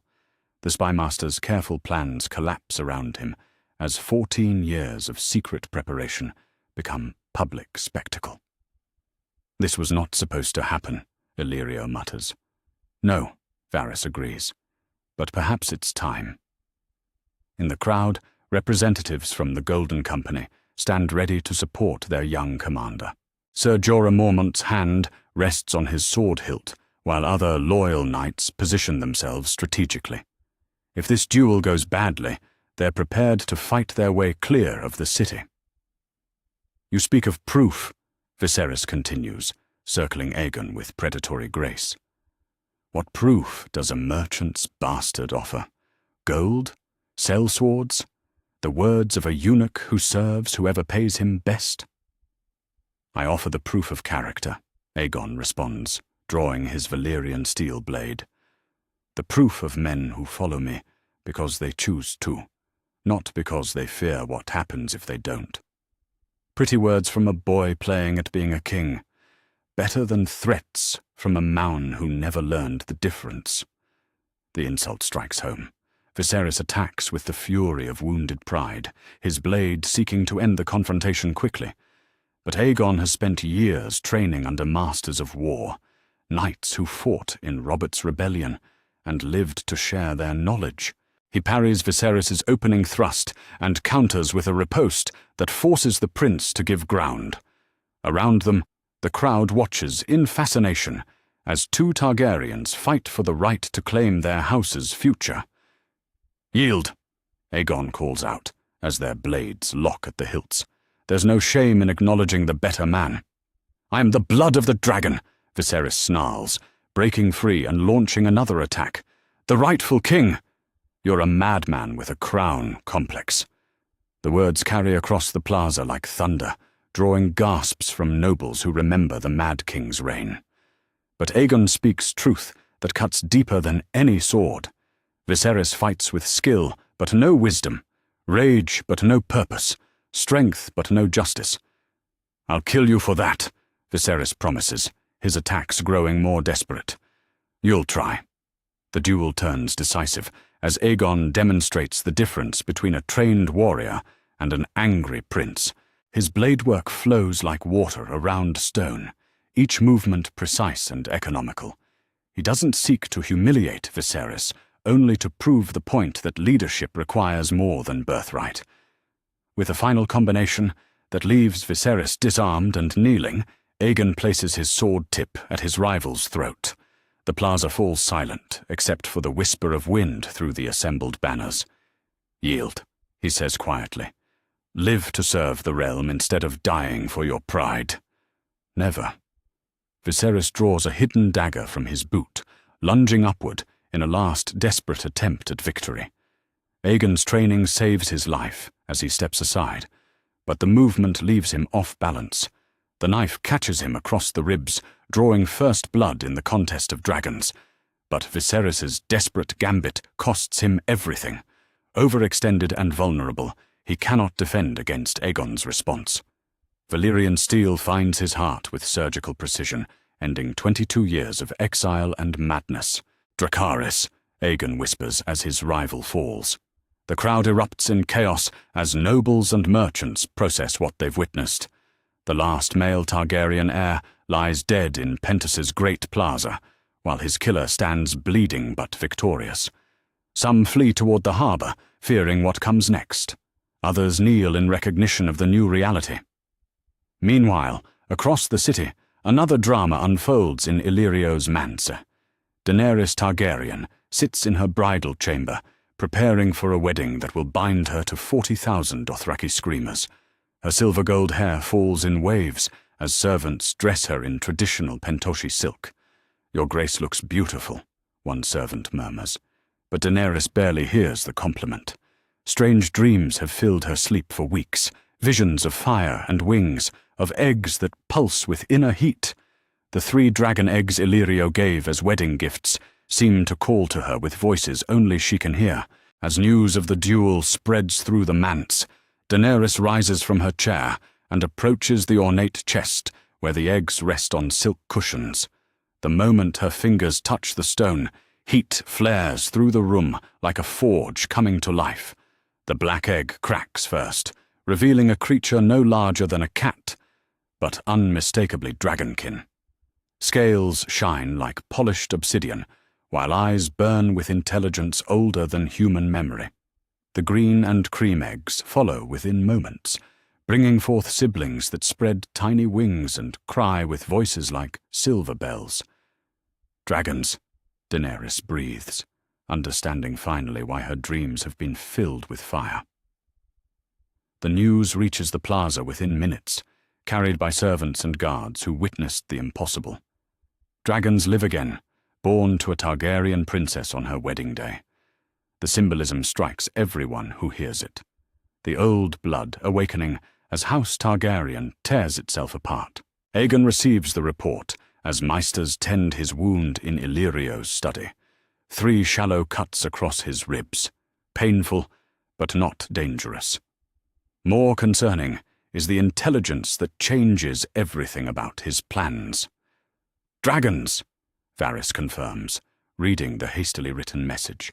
3 of them, newly hatched in your sister's chamber. Then the game changes. Completely. Daenerys now holds power that could reshape the world. The Dothraki will follow her dragons to the ends of the earth. Outside the manse, Khal Drogo arrives with his Khaleesi retinue for a wedding that has become a coronation. The Great Khaal's reaction to learning his bride commands dragons will determine the fate of 2 continents. Some Dothraki fear fire that burns without wood. Others worship strength in all its forms. "We need to move quickly," Ser Jorah advises, reviewing tactical reports from the harbour. "Word of dragons will reach King's Landing within days. Robert will mobilize every ship and soldier he can muster." "Let him," Aegon replies, his wound dressed and his resolve hardened. "We have advantages he doesn't expect." The advantages become apparent as the day progresses. News of Viserys' death and Aegon's victory spreads through the sellsword companies like wildfire. The Golden Company declares for him immediately, followed by the Windblown and Second Sons. 10,000 professional soldiers rally to banners bearing the 3-headed dragon, but opposing forces gather as well. Sellswords loyal to other masters, merchants who fear the return of dragons, and nobles who see opportunity in chaos. The free cities divide as old alliances strain beneath the weight of changing circumstances. "It won't be settled with words," Captain Strickland reports from the Golden Company camp. "The disputed lands are crawling with sellswords who will fight for whoever pays best. This could turn into the bloodiest war Essos has seen since Valyria fell." The Battle of the Rhoyne Delta begins at dawn 3 days later. 15,000 sellswords face each other across muddy fields where 3 rivers meet the sea. On one side, the Golden Company and its allies fight for Aegon's claim to Targaryen legitimacy. On the other, a coalition of mercenary companies hired by magisters who prefer the status quo. Aegon leads from the front, his Valyrian steel blade cutting through enemy ranks, while Golden Company cavalry executes perfect flanking maneuvers. At 14, he commands with the skill of a veteran general, seeing the battlefield as a whole rather than getting lost in individual combats. "Push through their center," he orders, spurring his destrier toward the enemy's weakest point. "Break their line and they'll scatter." The charge succeeds beyond all expectations. Enemy sellswords, fighting for gold rather than conviction, break when faced with Dragon's fury unleashed. Within hours, the field belongs to Aegon's forces, while surviving enemies flee toward distant ports. Victory tastes of blood and smoke as Aegon surveys the aftermath. Hundreds lie dead in the Delta mud, good men who died for causes they barely understood, but their sacrifice buys him something precious: recognition as a king worthy of following into battle. The free cities take notice, Varys reports that evening. Braavos offers ships, Norvos promises gold, Qohor pledges steel. Word spreads that the dragon's heir has claws. And what of my sister? Departed for the Dothraki Sea with her new husband, the dragons fly with her, growing stronger each day. The news brings mixed emotions. Daenerys lives and thrives, which gladdens his heart. But she builds power that may rival his own, which complicates every plan for Westerosi restoration.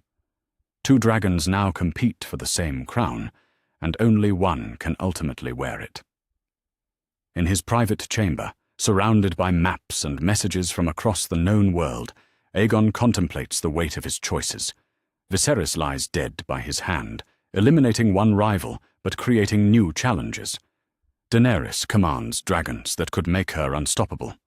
The 7 kingdoms bleed under Robert's failing rule, while ambitious lords position themselves for advantage. "Your Grace," Sir Gerald Hightower says, entering with wine and honeyed cakes. "The Golden Company awaits your orders. Ships stand ready in the harbour." "Orders for what?" "For war, Your Grace. The kind that puts kings on thrones and dragons in the sky above burning cities." Aegon studies the map of Westeros spread before him, tracing coastlines and borders with one finger. Somewhere across the narrow sea, Ned Stark sits in Robert's small council chamber, aging beneath the weight of governing a realm that grows more unstable each year. His children play in Winterfell's Godswood, innocent of the storm approaching from the east. "Send word to all our allies," Aegon decides. We sail for Dragonstone within the fortnight. It's time to reclaim what was taken from House Targaryen. The Game of Thrones enters its final phase as dragons prepare to cross the narrow sea. In the harbour, ships gather like storm clouds on the horizon. In the sky above, actual dragons circle Dothraki camps far to the east. And in King's Landing, a dying king drinks wine while his queen sharpens knives in preparation for what comes next. The realm will burn before it bends, but from its ashes, a new order will rise. The only question remaining is which dragon will rule from the Iron Throne when the fire finally dies. The raven arrives at dawn with black wings that carry darker news than any storm. Aegon Targaryen, now 15 and bearing the lean strength of a king ready for war, reads the message 3 times before the words sink into his heart like poisoned steel. Eddard Stark is dead, executed by order of the boy King Joffrey Baratheon in the Sept of Baelor, before 10,000 witnesses. No, he whispers, the parchment trembling in his hands. This can't be true. But Varys's network never lies about matters of life and death. The man who saved Aegon as an infant, who sacrificed his honor to protect a nephew he could never acknowledge, died with a sword through his heart and lies buried beneath King's Landing stones. The solar in Illyrio's manse falls silent except for the sound of waves against Pentos Harbour. Through tall windows, Aegon can see ships preparing for war, their holds filled with weapons and provisions for an invasion 15 years in the making. But victory tastes bitter when bought with the blood of those you love. Your Grace, Ser Jorah says carefully, I'm sorry. Lord Stark was a good man. He was my father in every way that mattered, Aegon replies, his voice rough with grief and rage. And they cut him down like a dog in the street. Varys approaches with wine and the patience of a man who's delivered such news before. The realm tears itself apart, Your Grace. Robert died of hunting wounds, the Queen's children claim the throne, and the great houses choose sides for the war to come. War? The War of the Five Kings, as future historians will name it. Renly Baratheon crowns himself in the Reach. Stannis Baratheon prepares for battle on Dragonstone. Robb Stark marches south with the North behind him, calling himself king in the North. Balon Greyjoy seizes the moment to raid the western coast. The intelligence reports spread across Varys's desk paint a picture of a realm in chaos. The death of King Robert and the execution of Ned Stark have shattered the fragile peace that held the 7 kingdoms together for 15 years. Now brother fights brother, while the realm bleeds. And the boy king? Joffrey sits the Iron Throne with his mother's support and the Lannister army, but he rules a kingdom that no longer recognizes his authority. Half the realm rebels, and the other half waits to see who wins. Aegon studies the reports with eyes that burn like dragonfire. 15 years of careful preparation have led to this moment, the realm weak, divided, ripe for conquest. But the price of opportunity weighs heavy on his heart. We sail for Dragonstone, he decides. Gather the fleet and summon our allies. The 7 kingdoms need a king, and by right and conquest, that king is me. The preparations begin immediately as Pentos transforms into a staging ground for invasion. Ships from across the free cities converge on the harbour, while the Golden Company loads weapons and supplies. 10,000 sellswords prepare for the crossing that will determine the fate of 2 continents. But as the sun reaches its zenith, new dragons appear on the horizon. 3 shapes circle high above the harbour, their wings casting shadows on the water below. The smallest burns with flames like midnight, the largest shines green as summer grass, and between them flies a creature of cream and gold that catches the light like polished ivory. Dragons, Sir Gerald breathes, shading his eyes against the sun. True dragons, fully grown. They land on the beach outside Pentos with earth-shaking force, their riders dismounting with the confidence of those born to command. Daenerys Targaryen has returned from the Dothraki Sea, but she's no longer the frightened girl who fled as a bride to barbarian horsemen. At 15, she stands tall and proud, with silver-gold hair, braided in the Dothraki fashion. Her purple eyes hold the same fire that burns in her dragons' throats, and when she walks, men and women kneel without being asked. Behind her follow 20,000 Dothraki riders and 3,000 unsullied spearmen bought with the wealth of conquered cities. "Sister," Aegon calls out as he approaches across the sand. Daenerys turns at his voice, seeing him clearly for the first time in their lives. Recognition flickers in her eyes as she notes his silver hair, his purple eyes, the way he carries himself like royalty despite his youth. "You're the merchant's son from Illyrio's manse," she says. "But that's not who you really are." "No, I'm Aegon Targaryen, your brother, son of Prince Rhaegar and Lyanna Stark, the heir who was thought dead." The revelation hangs between them like dragonfire waiting to ignite. Daenerys studies his face, seeing their father's features mixed with northern blood. Around them, Dothraki warriors and Golden Company soldiers eye each other with professional interest. "So Viserys was right," she says, finally. "There was another dragon in Pentos." "Was right. He's dead now. You killed him.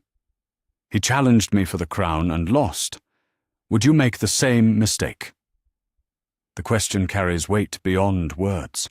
Two Targaryen heirs face each other on neutral ground while their armies wait for signals that could mean peace or war.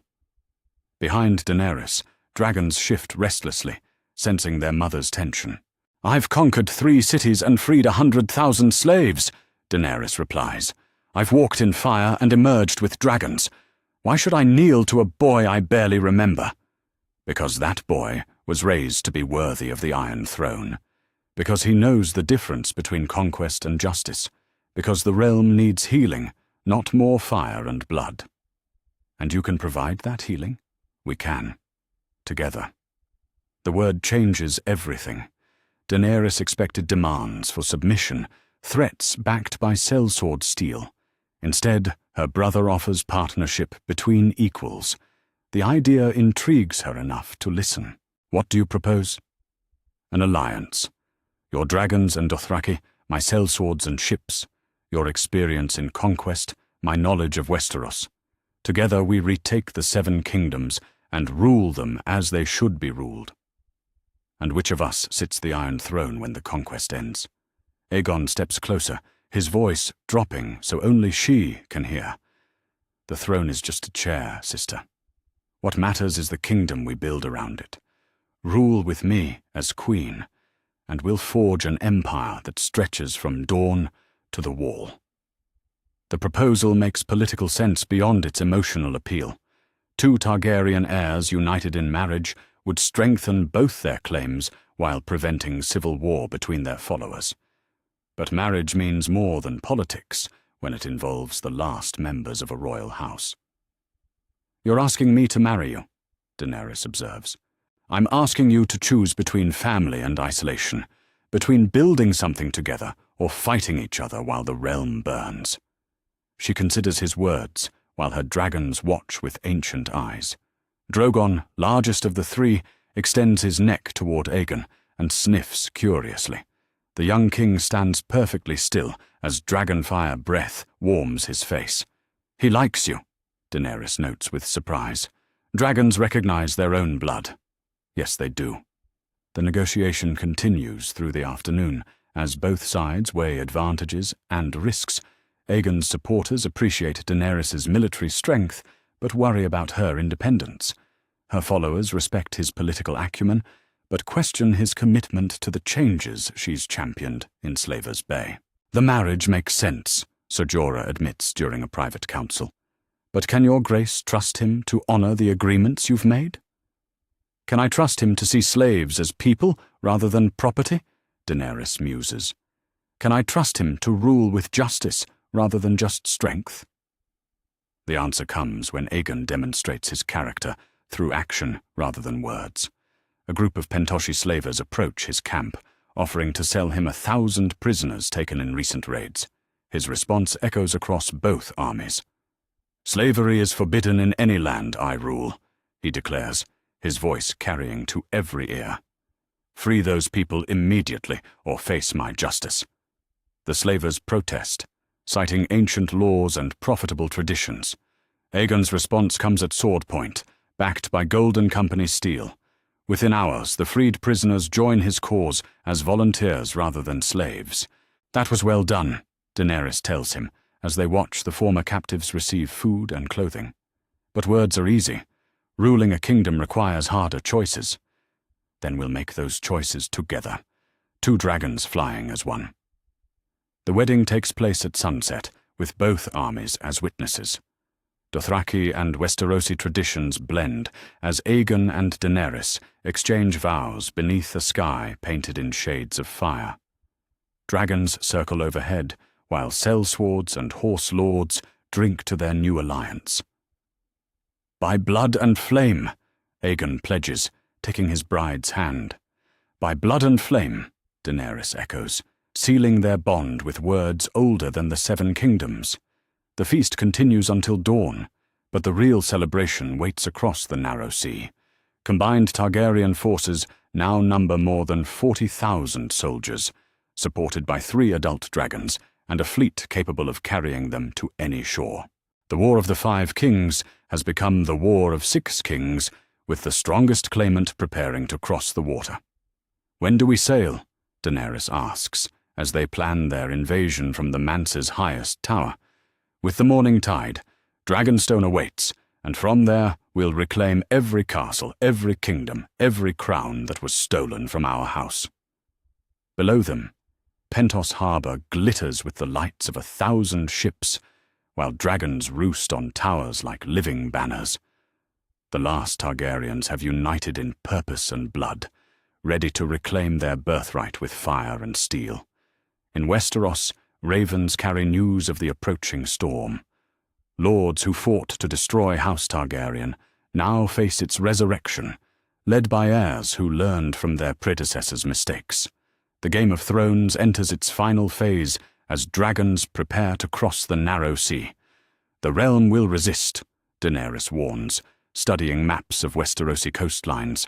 "Let them," Aegon replies, his arms around his queen and sister. "They've had 15 years to prove they can rule without us. Now they'll learn what happens when dragons return home."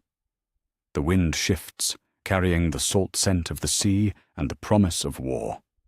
Tomorrow brings departure for the land their family ruled for 3 centuries. Tonight, the last dragons plan their restoration, while their armies dream of conquest. The War of the 5 Kings becomes the War of the Dragons, and the 7 kingdoms will burn before they bend to any crown but the right one.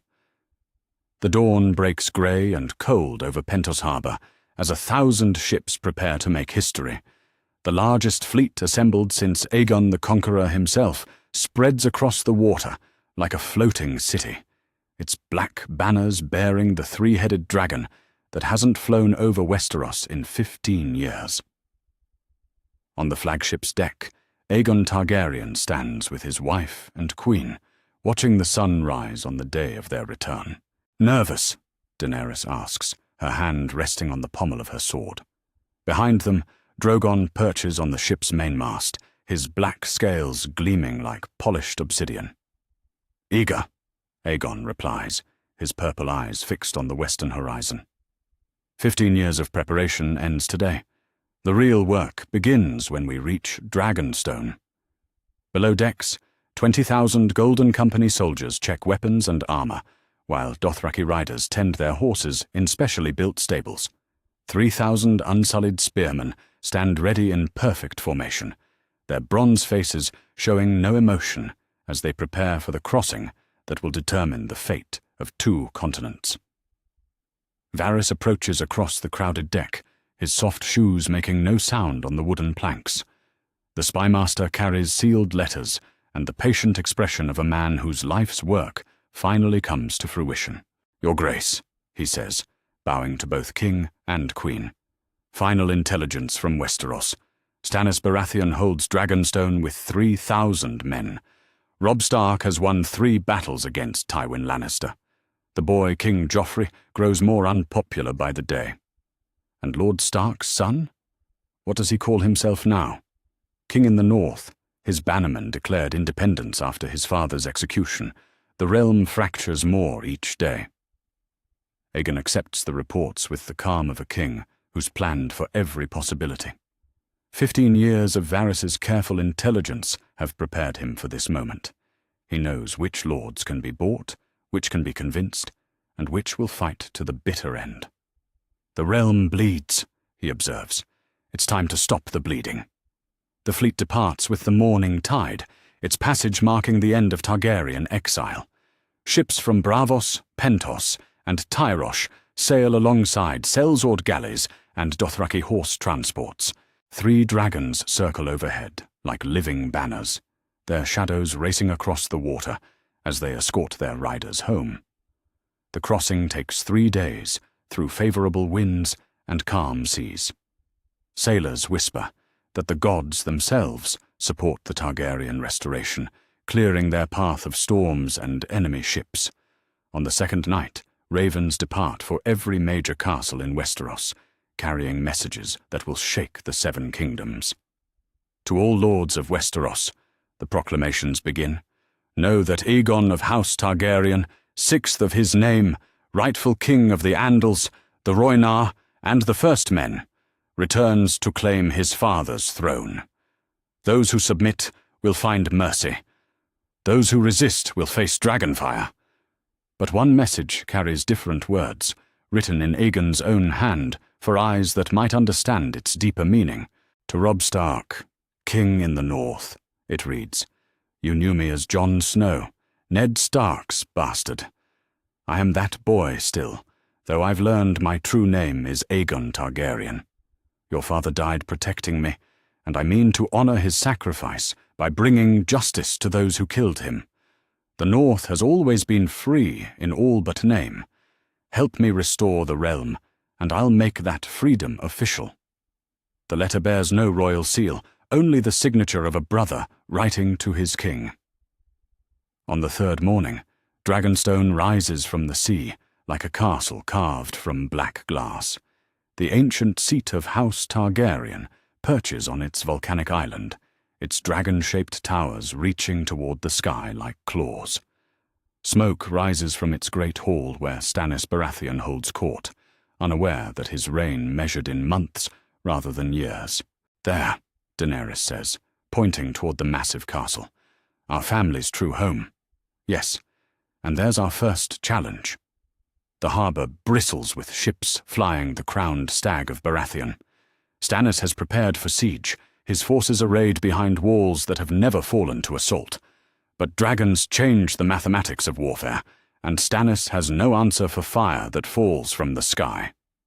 "Your Grace," Captain Strickland reports, approaching with spyglass in hand. "Enemy fleet moving to engage. Looks like Stannis means to fight at sea. Good. Better to settle this quickly than lose men to a siege." The Battle of Dragonstone Bay begins as enemy ships sail out to meet the invasion fleet. Stannis Baratheon leads from the front, his own galley cutting through the water with grim determination. The man who served as Robert's hand knows he faces dragons, but duty demands he try. "Light them up," Aegon commands. 3 dragons rise from the Targaryen ships like missiles launched from ballista. Drogon leads the charge, his black form racing toward the enemy fleet with wings that block out the sun. Behind him fly Rhaegal and Viserion, their roars echoing across the water like thunder. The first enemy ship dies in seconds, consumed by dragonfire that turns seasoned oak to ash. Others follow in rapid succession as the dragons work systematically through Stannis' fleet. Men scream and leap overboard, preferring drowning to burning alive, but Stannis himself fights on, his ship maneuvering desperately to avoid the dragons, while its crew fires crossbow bolts at targets moving too fast to hit. The man's courage impresses even his enemies, and Aegon makes a decision that will echo through history. "Bring me to his ship," he orders. "Alive." Drogon swoops low over Stannis' galley, his claws gripping the mainmast as his weight nearly capsizes the vessel. The dragon's massive head turns toward Stannis, with eyes like molten gold, close enough that the man can feel dragonfire breath warming his face. "Yield!" Aegon calls out from Drogon's back, his voice carrying across the burning harbour. "You fought with honour. Don't die for a crown that was never yours." Stannis Baratheon looks up at the young king riding a dragon, seeing in him everything Robert could never be. Duty without cruelty, strength without madness, royalty that commands rather than demands. "You're truly Rhaegar's son," he says, laying down his sword. "I am. And you're Robert's brother, which makes you my kinsman by law if not blood. What would you have of me? Service. The realm needs good men, and you're among the best of them." The offer of mercy shocks everyone who hears it. Stannis expected death or imprisonment, not a place in the new order. But Aegon has studied the man's character for years through Varys' reports. He knows honor when he sees it. "I swear by the old gods and the new that I am your man," Stannis declares, kneeling on his burning deck, "from this day until my last day." The surrender of Stannis Baratheon sends shock waves through the assembled forces. If Robert's own brother acknowledges Aegon's claim, what lord can argue against it? Within hours, Dragonstone's garrison opens its gates to welcome their rightful king home. The Great Hall of Dragonstone has remained unchanged since the Targaryens fled 15 years ago. The Iron Throne's smaller brother sits empty, waiting for the restoration it was built to serve. Dragons carved from stone watch as living dragons perch on ancient roosts, their fire warming chambers that have been cold too long. "Welcome home, Your Grace," Stannis says as they enter the hall together. "Your father held court here before everything changed. And now everything changes again." That evening brings responses to the ravens sent across Westeros. Lords who remember Targaryen, rule with fondness, declare for Aegon immediately. Others hedge their bets, promising neutrality while they watch which way the wind blows.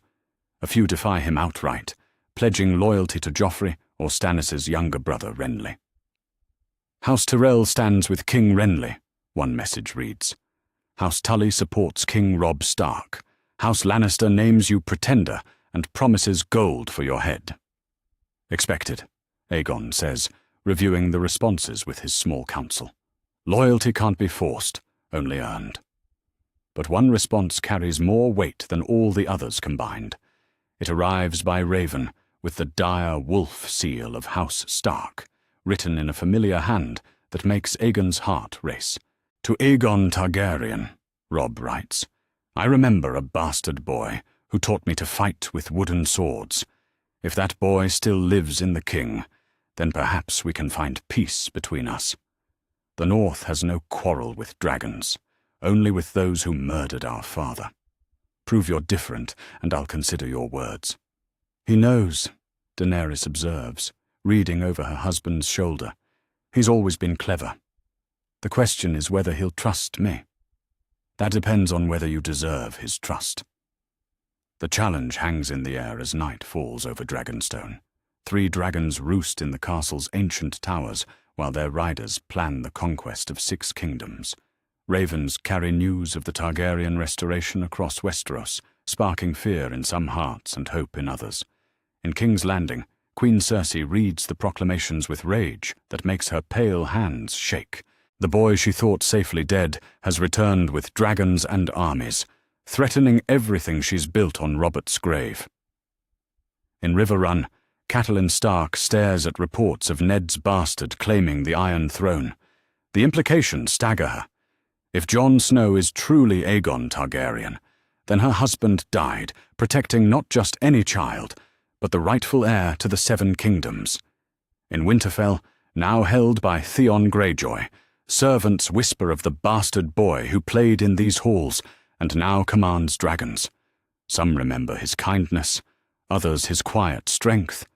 All wonder if he'll remember them when dragons fly north.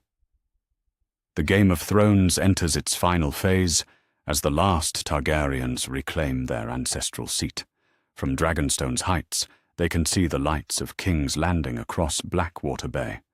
Tomorrow will bring new battles, new choices, new chances for mercy or vengeance.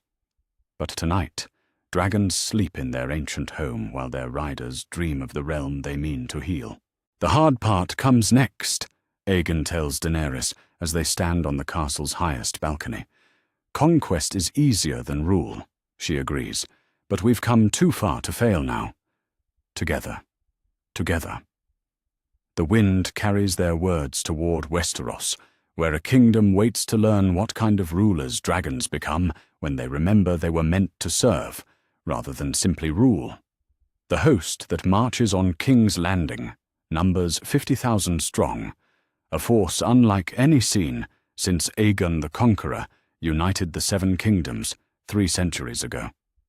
From Dragonstone's heights, the combined armies of House Targaryen stretch across the landscape like a living sea of black banners and gleaming steel.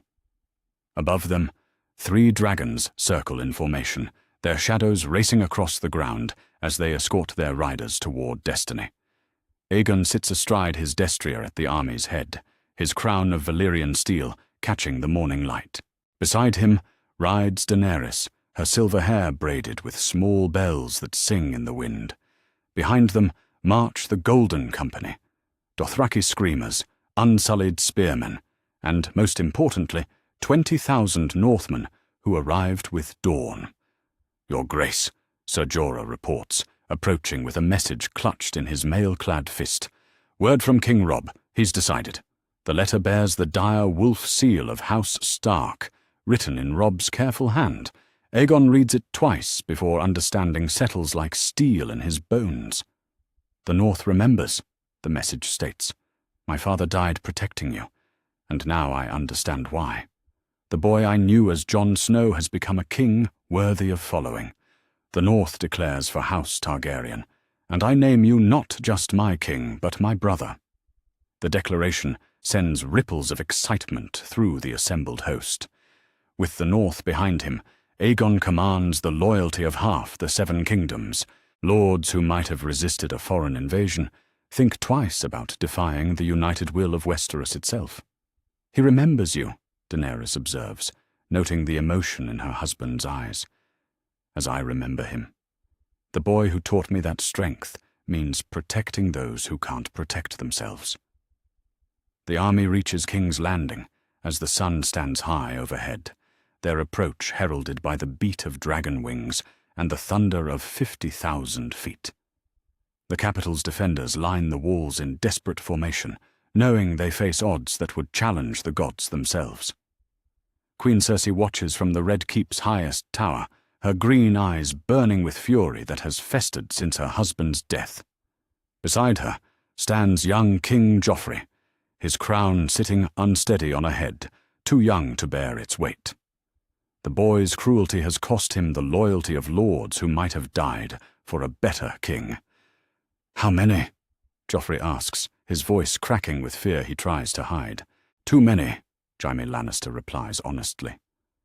The greatest knight in Westeros studies the approaching host with a soldier's eye, seeing the discipline in their ranks and the dragons that make walls meaningless.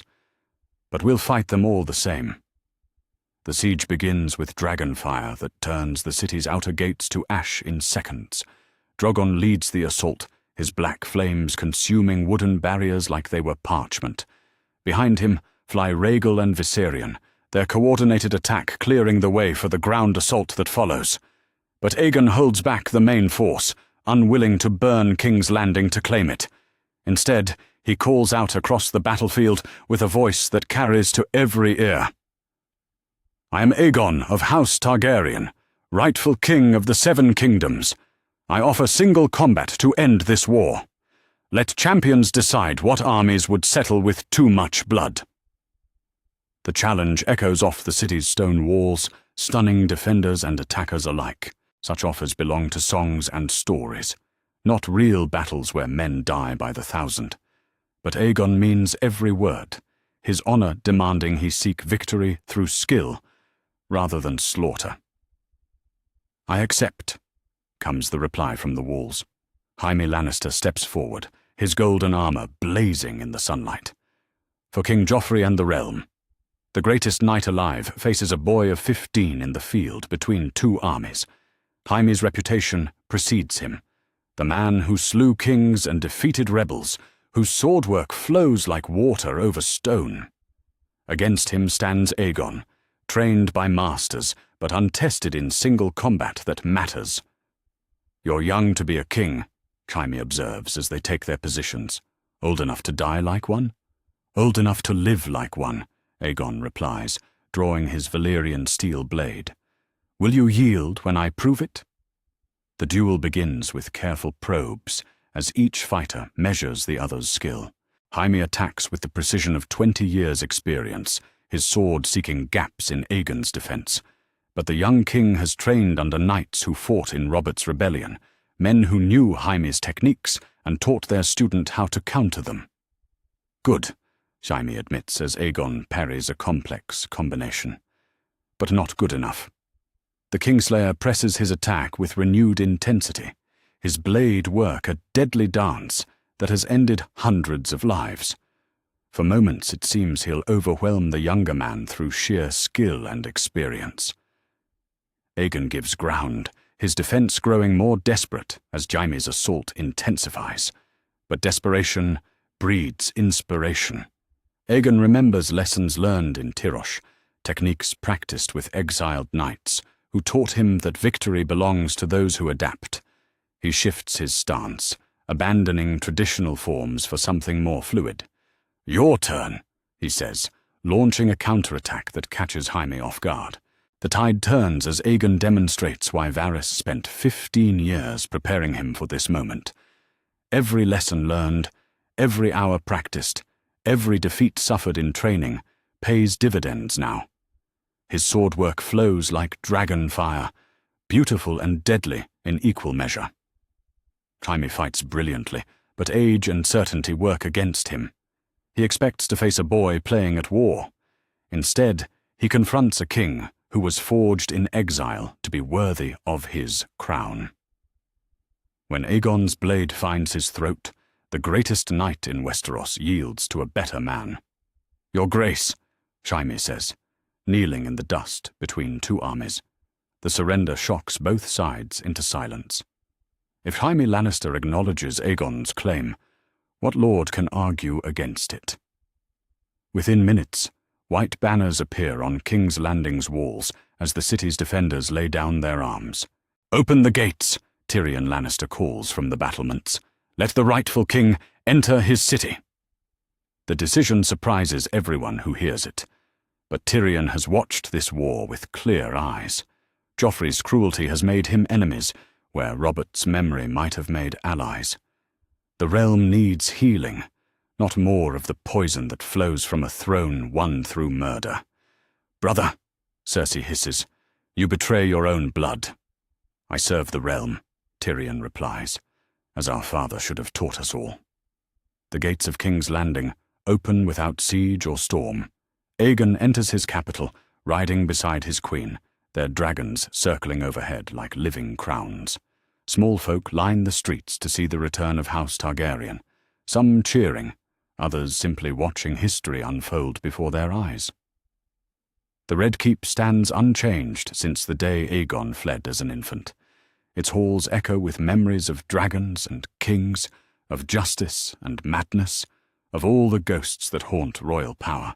In the throne room, the Iron Throne waits, as it has for 3 centuries, forged from the swords of conquered enemies and cooled in dragonfire. "Your throne, your grace," Stannis Baratheon says formally, "by right of birth and conquest both." Aegon approaches the massive chair with measured steps, understanding the weight of what he's about to claim. Every sword in that twisted mass represents a life taken, a kingdom conquered, a choice that echoes through history. When he sits, he takes responsibility for all of it. "I claim this throne, not for my glory, but for the realm's good," he declares, his voice carrying to every corner of the hall. "Let justice flow from this seat like water from a spring." The coronation follows ancient tradition, as the High Septon places the crown of Aegon the Conqueror on his descendant's head. The ceremony draws lords from across the Seven Kingdoms, some coming willingly, others compelled by the reality of dragon-backed authority. "Long live the king!" the assembled nobles cry. "Long live King Aegon!" But Aegon's first royal decree catches everyone off guard. Instead of pardons or punishments, instead of rewards for allies or vengeance against enemies, he proclaims something that changes the nature of his reign from its very beginning. "Let it be known throughout the Seven Kingdoms and beyond," his voice rings out, "that slavery is forbidden in any land under my rule. No man, woman, or child shall be bought or sold like cattle. Freedom is the birthright of every soul, and I will defend it with fire and blood." The proclamation sends shockwaves through the assembled court. Some lords nod approvingly, remembering Aegon's reputation for justice. Others calculate the cost of losing their more profitable trade relationships. All understand they serve a king whose values will reshape the realm. "A bold start," Tyrion observes afterward, sharing wine with the new king in the royal solar. "Though it may cost you friends in Essos." "Better to lose false friends than true principles," Aegon replies. "The realm has endured enough compromise with evil." Outside the Red Keep, King's Landing settles into uneasy peace as its people adjust to new rulers. Dragons roost on the castle's towers like living gargoyles, their presence a reminder that the age of Targaryen rule has returned. In the harbour, ships bring news from across the known world as merchants and diplomats seek audience with the Dragon King. The War of the Five Kings ends not with a climactic battle, but with recognition that one claimant proved worthier than all the rest. Robb Stark rules the North as Aegon's loyal bannerman. Stannis Baratheon serves as Hand of the King, his rigid honour finding purpose in just rule.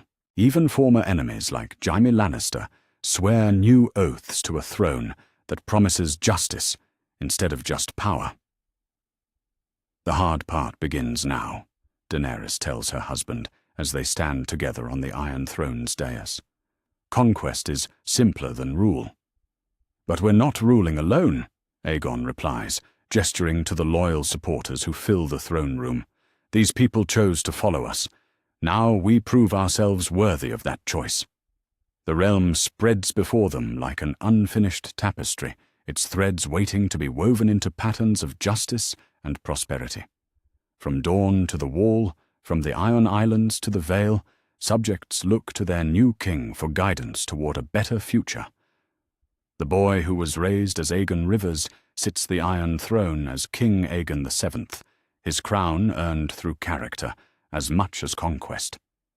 The dragons have returned to Westeros, not as conquerors but as healers, ready to rebuild what war and cruelty have torn apart. The Game of Thrones has ended. The work of kingship begins.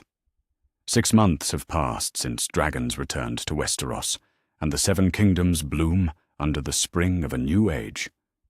King Aegon VII, Targaryen, now 16 and wearing his crown, with the confidence of earned authority, holds court in the great hall of the Red Keep. The Iron Throne beneath him no longer cuts its occupant. Somehow, the ancient seat of power has grown gentler under a king who rules through justice rather than fear. "Your Grace," announces the herald, his voice echoing off stone walls that have heard the proclamations of a dozen kings. "Lord Commander Robb Stark of the North requests audience." The great doors swing open to reveal the young man who once played at swords in Winterfell's Godswood.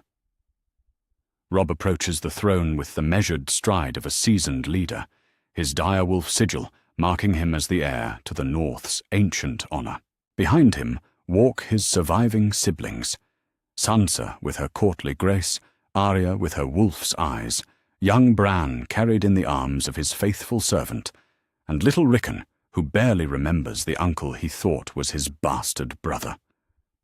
"Your Grace," Robb says, bowing with the respect due a king and the warmth due a brother. "The North reports itself well-governed and prosperous. Rise, Lord Stark, all of you." Aegon's voice carries warmth that transforms the formal throne room into something approaching a family gathering. How does Winterfell fare under your stewardship? Better than it has in years. Your grain shipments helped us through the winter, and the new trade routes with Essos bring prosperity to ports that knew only war. The changes reach far beyond simple economics. Throughout the Six Kingdoms, Aegon's reforms reshape how power flows between Crown and Commons. Town halls elect representatives to carry local concerns to the capital. Merchant guilds negotiate directly with royal factors rather than relying on noble intermediaries. Most revolutionary of all, former slaves from Essos serve as advisors on matters of freedom and justice. "The small council awaits your grace," Varys announces, approaching the throne with the patient smile of a man whose life's work finally bears fruit. As Hand of the King, the former spymaster has proven as skilled at governing as he was at gathering secrets. His appointment shocked traditionalists who expected noble blood, but merit matters more than birth in the new order. The council chamber hosts voices that would have seemed impossible under previous kings. Tyrion Lannister serves as master of coin, his brilliant mind dedicated to rebuilding what war destroyed. Samwell Tarly, now wearing a Maester's chain despite his high birth, acts as master of laws while drafting new codes that protect the powerless. Most surprising of all, Missandei of Narth, former slave turned royal advisor, helps craft policies that ensure freedom means more than empty words. The Essosi trade agreements proceed smoothly, Tyrion reports, reviewing ledgers that show prosperity returning to war-torn lands. Pentos and Tyrosh compete to offer us the most favorable terms. And the former slaves? 300 have chosen to remain in Westeros as free citizens. They work for wages in trades they learned in bondage, but now they keep the profits of their labor. Such discussions would have been unthinkable under Robert Baratheon or Joffrey's brief reign. But Aegon was raised to see people as individuals rather than property, and his queen shares that vision with the conviction of personal experience. "Your Grace," Missandei interjects, her accented voice carrying the authority of lived wisdom. "The former slave children request schooling alongside freeborn children. They wish to learn letters alongside trades." Granted. Education is another form of freedom. Outside the council chamber, the Red Keep bustles with activity that reflects the realm's transformation. Dragons perch on ancient towers, but no longer spread fear through their presence. Children wave at Drogon as he soars overhead, and merchants from across the narrow sea seek audience with the Dragon King, who made slavery a crime punishable by death. That evening brings a different sort of ceremony, as the throne room transforms for celebration rather than politics. Banners bearing the three-headed dragon hang beside direwolves, crowned stags, and other symbols of houses that chose unity over division. Tonight marks the formal wedding of King Aegon and Queen Daenerys, a ceremony that unites not just two people, but two approaches to justice. "By the light of the seven and the old gods both," the High Septon intones, "let these two souls be joined in marriage as their houses are joined in purpose." The vows echo ancient traditions, but carry modern meaning. Aegon and Daenerys pledge themselves to each other, and to the realm they mean to heal together.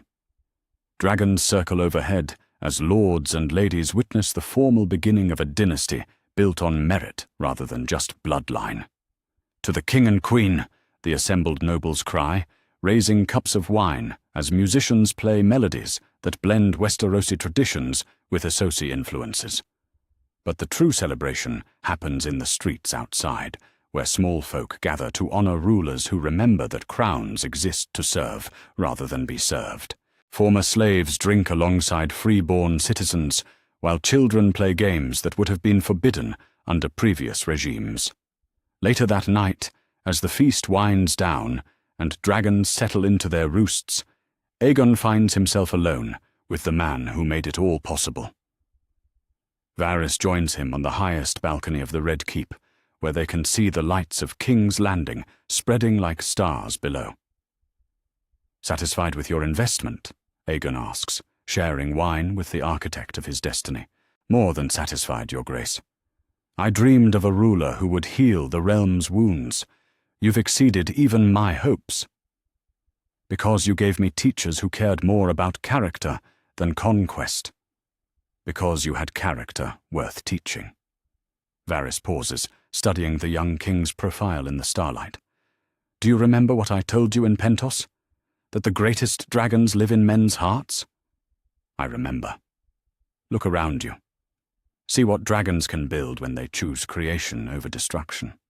From their vantage point, they can observe the fruits of 16 years of careful preparation. The harbour bustles with ships from every corner of the known world, their crews trading freely in markets that welcome all peaceful peoples. Former enemies work alongside former allies in the cause of rebuilding what war tore apart. Most meaningful of all, ravens arrive daily, with reports from across the 6 kingdoms. Crop yields increase as trade routes stabilize. Cities grow as refugees find new homes. Children learn to read in schools funded by royal decree. The realm heals under rulers who understand that true strength comes from protecting the innocent rather than dominating the powerful. The North thrives under Robb's leadership, Aegon notes, reviewing the latest reports. Dawn has embraced the new trade agreements. Even the Iron Islands contribute ships rather than raids. Peace is profitable when rulers make it so. And when they remember that power exists to serve justice, not the other way around. A year later, the transformation seems complete. Aegon holds court with the confidence of a king who earned his crown through character as much as conquest. Daenerys rules beside him with the wisdom of someone who learned that true queens lift up their subjects rather than ruling over them. Their first child, a daughter they name Lyanna in honor of Aegon's mother, represents hope for a future built on the foundations they've laid. She has her grandmother's eyes, Ned Stark observes during one of his rare visits to the capital. The man Aegon knew as his bastard father's ghost finally found peace when his true identity was revealed and honored. A statue in the Red Keep's Godswood commemorates the lord who died protecting the rightful heir. And her father's stubbornness, Daenerys adds, cradling the infant who will grow up knowing she was born to serve rather than be served. The realm stretches before them like an unfinished tapestry, its threads woven into patterns of justice and prosperity that will endure long after their own lives end. From Dawn to the Wall, from the Iron Islands to the Vale, subjects live under laws that protect the weak and hold the strong accountable. Aegon stands on the Red Keep's highest tower as the sun sets over his kingdom, his queen beside him and his infant daughter in his arms.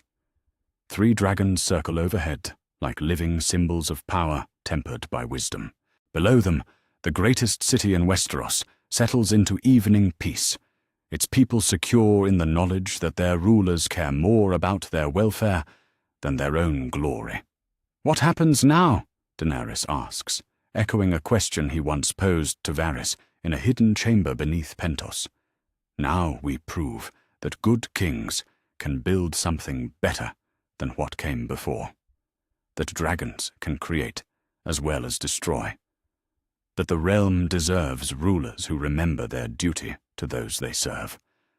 The wind carries their words toward Westeros and beyond, where other kingdoms watch and wonder at the transformation of the 7 kingdoms. In Essos, magisters study the new model of governance that values freedom over profit. In distant lands, rulers consider whether they might adopt similar reforms.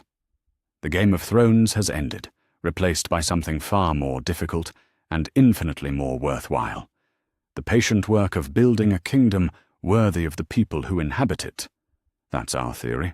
Westeros is a land filled with exciting stories and possibilities, and we love exploring them.